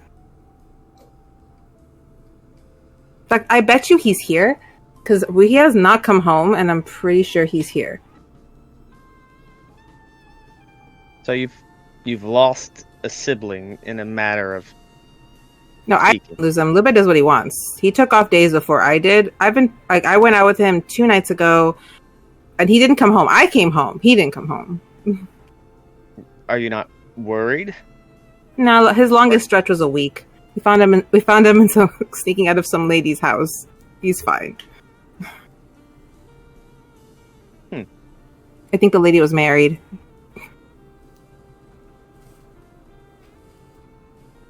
That's disheartening. He is my partner in crime, so it is just the way that works.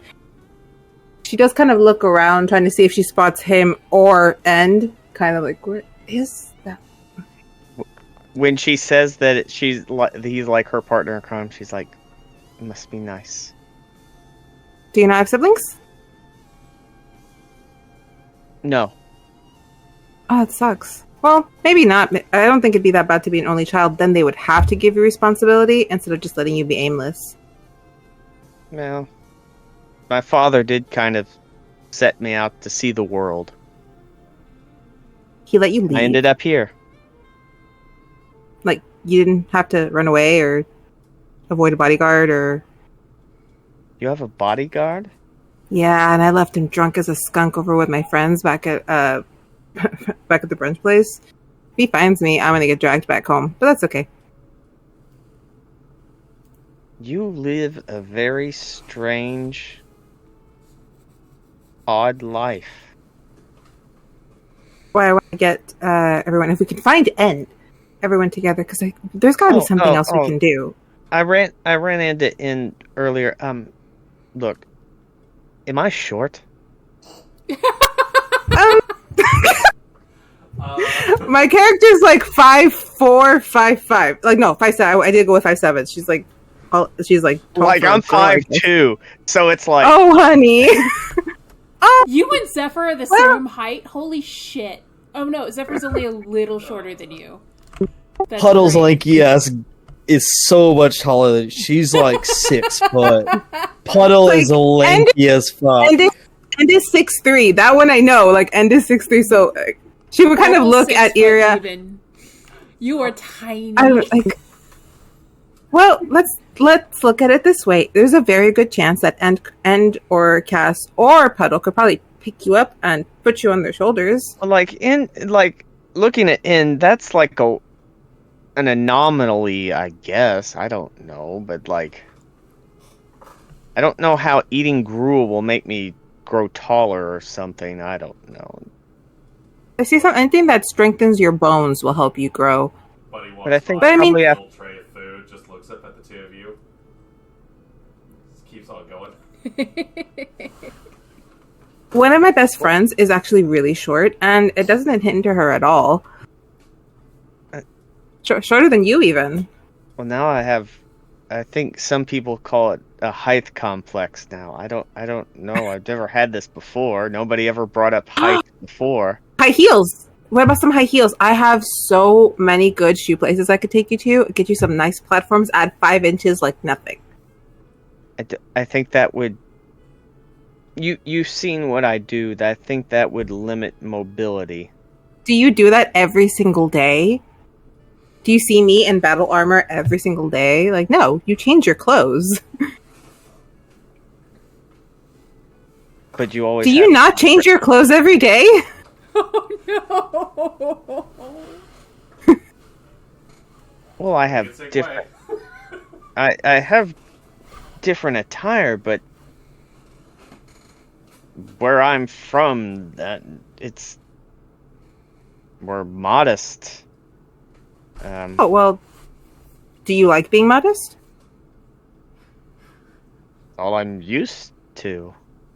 So you have no frame of reference to figure out if you'd like a sense of style. Part of the reason why I'm out is to see the world and get a better understanding of it, so...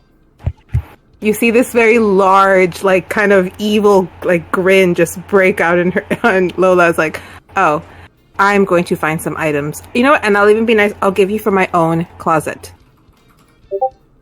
It's very large. we'll see about that. Oh, we will. I'm gonna have you looking so hot. Now, if I can just... And again, she looks out. Again, if you see someone that kind of looks like me, but taller and a little bit more boisterous, let me know. She's trying to look into the crowd. And also, like your brother. Yes. Which one? Well, I don't know. The one that's missing. That. Oh yeah, Lupe. Yeah, I'm just trying to see if I keep an eye out for him. And If you see my other like two brothers, you. run away. So they look like you, but it's a male Yeah, and taller. and tall. He's older. Well, everybody's taller than me, apparently. Honestly, my friend is not taller than you. as the two of you look out over the crowd, trying to catch other heads or anything else along those lines, let's catch up with some other folks. Sherry, is there anything in particular you're doing out here as things are going on? I think I might do my shift of bartending early to help out. This drink that you have made in the few days in between has apparently gone gangbusters right off the bat. That dwarf with the kind of helmet, like the biker sort of combo thing going on in his face, has had one sip of it and has declared it like one of the new favorite things that he's had in a while, and has been very eagerly trying to get everyone as much as possible to try some of this, and has opened a tab in his name just for the entirety of your stock. You quickly learn that this guy's name is hilariously Beryl. He is one of the Iron Blood brothers, who apparently has just been yakking off about a whole bunch of other stuff. Has been making sure that everyone's having a great time. Just freely drinks going all about the place. But you see he's been having a great time, been yelling at all sorts of other stuff going on. He thinks Buddy is hilarious, for one thing, and has been making sure that even your Sphinx friend has had something to drink. Apropos something. But yeah, you help out with bartending and everything else along those lines. Kestria, you settle in. I'm assuming you're helping with maybe a fortune telling here or there. Yes, in order to help with the goings on, she's offering herself as entertainment. So she sets a small table up right next to the Sphinx, so we can kind of like tag team, so that we can take over for each other. Like if one person doesn't want to deal with another, like we switch back and forth, or we talk at the same time, depending on what the questions are. Thankfully, however, most people have just been coming to him and going, "Six, give me a riddle," and he's just kind of just goes, "Okay, what is full of holes but still holds water?" And you see them just stare at him, and then one guy goes, "It's a bucket!" And you see his face just turn, look at you. And it has one singular hole at the top. It's not a bucket. It's gotta be a bucket, like a weird, like a pants-shaped bucket. That's my guess. It's just okay. These people are a little rowdy. Kestria, as you have been sitting down, helping out with a few cards over here and there. Not too many people are coming over demanding your sort of like service or anything like that. There have been like maybe one or two folks who have like recognized you, but not a lot of folks are too busy bothering you. I did change into like my opal like costume as well, so that I can be a proper representation for the gems. You do happen to see a couple folks who are like, "Hey, I recognize her," and then some folks be like, "Look, see." Say nothing because, you know, they're in a polite company or something else along those lines with them. Have you been, like, kind of laying out cards yourself by any chance? Or... Yeah, if there's, like, empty air, like, if nobody's coming up and it's just me and the Sphinx, she's just been idly placing cards, not really paying attention, but also it's kind of like almost a nervous habit that she'll start laying cards out. In the and the formation, the one up, top, down, left, right, center, and just dealing them out in that, collecting them, shuffling them, dealing them out again. Idle hands, all that stuff. Also, you don't want to sit there going, I have no idea what to do right now. You've done this sort of shtick plenty of times before.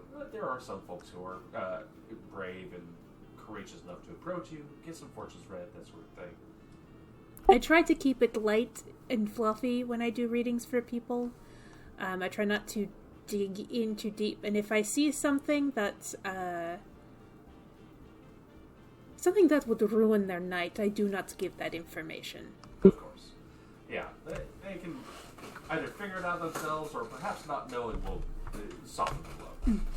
I will not be the trope of the fortune teller at the beginning of the movie that is like, you are in terrible danger. Yeah. You have just gotten done reading off a fortune for someone.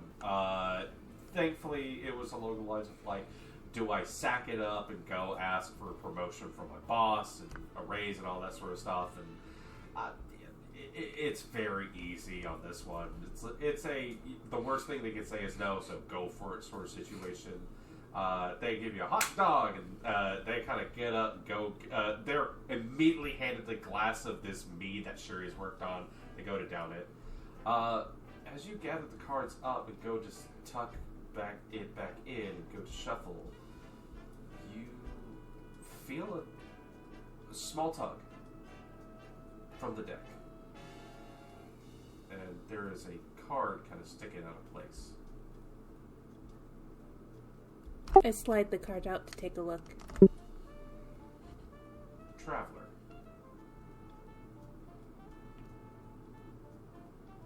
And you feel a bit of your nerves tingle on end as you look up a bit. And where are you? What are you doing? What's going on? Well, seeing as she had free time and she likes people watching and she has an uncanny ability to blend in, she would have taken time to turn herself into an old Neko lady. She's walking around as an old cat lady. And this whole time while Lola and Uriel were arguing, she would have just been slowly trying to push the bottle off the ledge again. What? Huh? And she'd be like, and then right before it drops off, she would just tell Uriel, I don't know, maybe you should drink some milk. And then she would just walk away. And then seeing Castria sitting up her cards and telling fortunes, she would probably wait her turn until she was up next. And once it was her turn, she would ask her, excuse me, miss, is it just on people that you can see things for? Because I have a friend I was trying to learn more about. I can always try to read, no matter who. And I believe if your friend is able to ask questions, then they are people. People is a broader term than I think most people try to take it. Have a seat. I turn on my true sight because that was cryptic as fuck. Here's the thing, it's been like maybe a couple hours since last you did it. No, I can roll it again. I mean, yeah, go for it. I was gonna say, you're probably not in a dire situation. Yeah, True Sight, at the lowest level, what does it allow you to do, if you don't mind me asking? At the lowest level... Because it is level 5. Yeah. Shoot, I don't have the description. Okay. I got it here. The target sees the presence of extraordinary effects such as magic, cloaking, technology, and other effects that can be seen through extra visual perception. In addition, this move grants advantage 1 rolls we use to detect mundane concealments such as hidden passages, furniture within storage, and concealed traps or other hazards. You can't exactly see through this what's going on. But I can see that it's a concealment. It is just magic, and you might recognize a bit of the signature to it. She just nods and just here. She hands the deck to This lovely person. Cut it twice, shuffle 3 times, hand it back to me.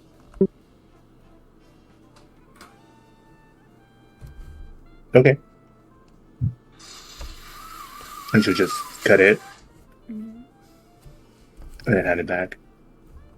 I will start laying out the cards. What is your question?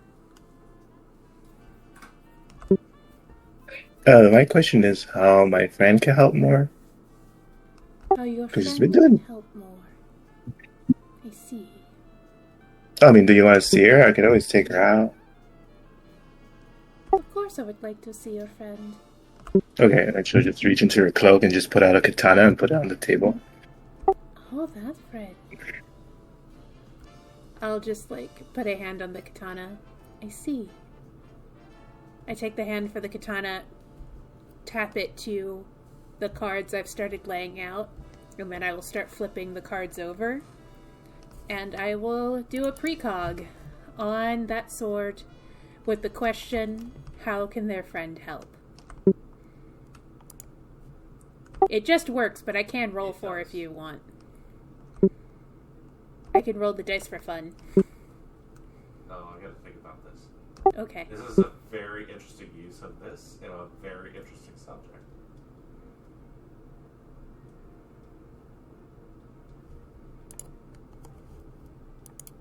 You see a figure standing, silhouette, sword raised, perhaps in triumph, perhaps in leading a charge, towards the light. The light. I draw a ace of swords. I draw an ace of cups. And I draw the star. Your friend has a great future ahead of them. Stalwart. They will come across a great challenge. Their success or unsuccess is hard to determine at this point. But they are important, and the best way they can help is to continue to help. The vision continues. While the sword is drawn, it is not the only sword that is held aloft. One, another, possibly, both seem to join. She draws the 6 of swords, and she draws the guild. Your friend needs companionship in order to reach their goal. There is one sword that is stronger with the many. The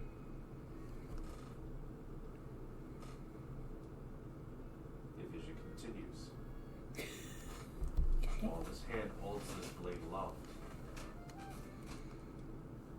where you would expect to see other swords clash with it, you also see hands that look to reach out to take it. You also see eyes watching, perhaps judging, perhaps not. The last cards I pull out is the Devil and the Watcher. Someone will come to take their power. But if they rely on their friends, they will make it.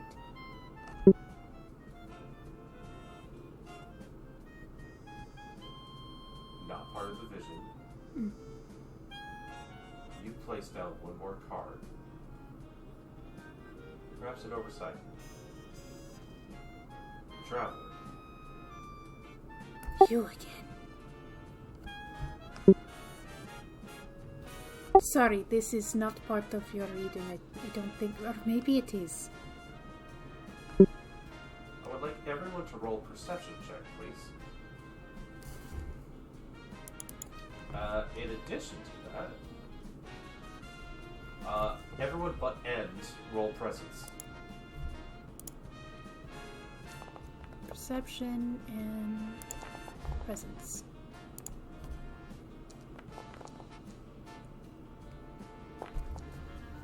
That's a lot of dice. I rolled a 10 on my perception, but I do have observant. Oh, interesting. Okay. So You know what? Nice. Can I use my divine insight on this as well? Because it's the end of the night. I might as well. Sure. A traveler. The card.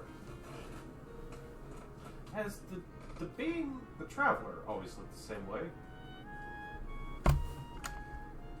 No. This card, the jacket, it is a different color, is it not? It's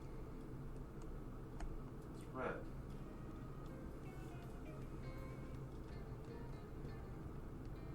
Gotta look at some scores here if you don't mind.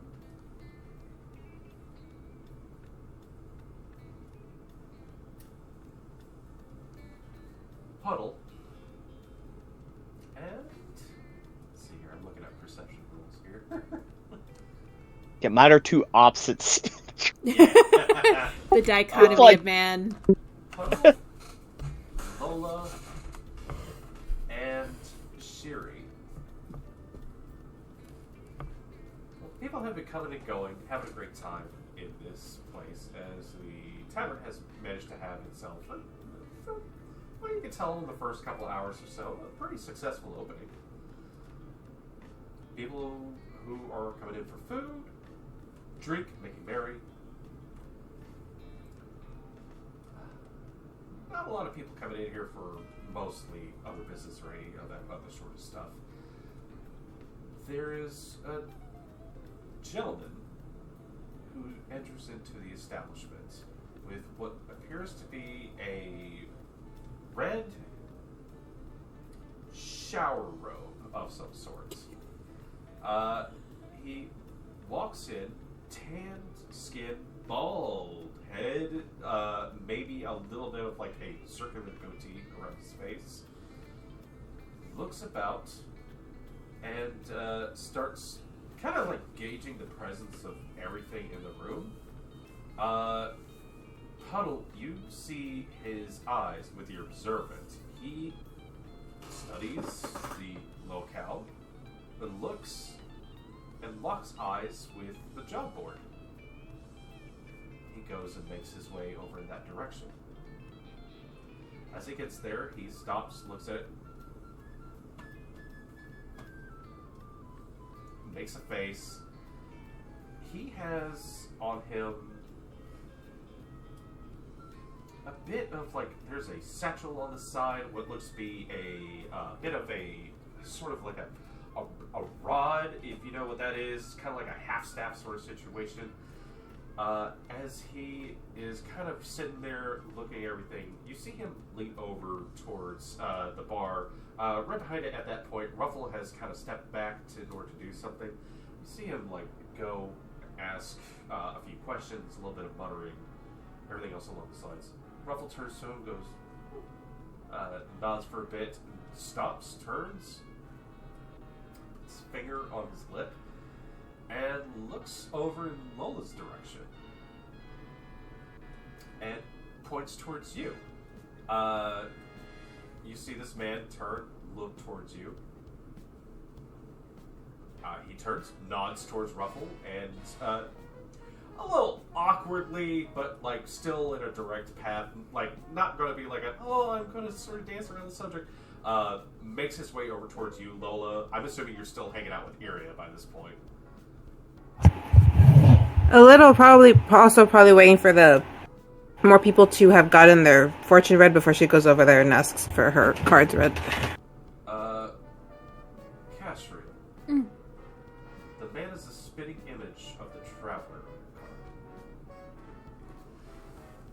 She kind of raises herself. I'd say stand up, but that's not quite what she does. She just raises to her height and starts gathering the others and pulling them towards the table with Iria and Lola. Like, very, very, very quickly, just trying to, like... except for Ind, because Ind is still in disguise, but... And as a Necomesian, you probably catch this motion as well, also turn and see this gentleman casually approach the two at the bar. A to B. And I try to make it there as he reaches the table. I lean over to Lola. Is this your bodyguard? It's not, right? It's not my bodyguard. Nope, complete stranger. My bodyguard, you can't miss him. He's huge. Everybody's huge to me. He's a little tall, yeah. One more thing for Puddle of your observance. I shouldn't be giving you all this, but in the satchel, it looks like it is weighed down with some heft. And at first you'd be like, oh, there's maybe some extra little doodads or something like that. Just as he is moving in a very particular way, there is the sparkle of what looks to be a big sapphire. As he approaches Lola, he looks towards you. Greetings. It's a pleasure to meet you. He looks towards you, nods. Looks towards you, Iria, nods. I am terribly sorry. My name is Arginyu. I am in need of an adventuring party for a job. I was pointed in your direction. Mayhaps you have a team of reliable individuals for potentially a dangerous mission. And that's where we're going to end our session tonight. Yay!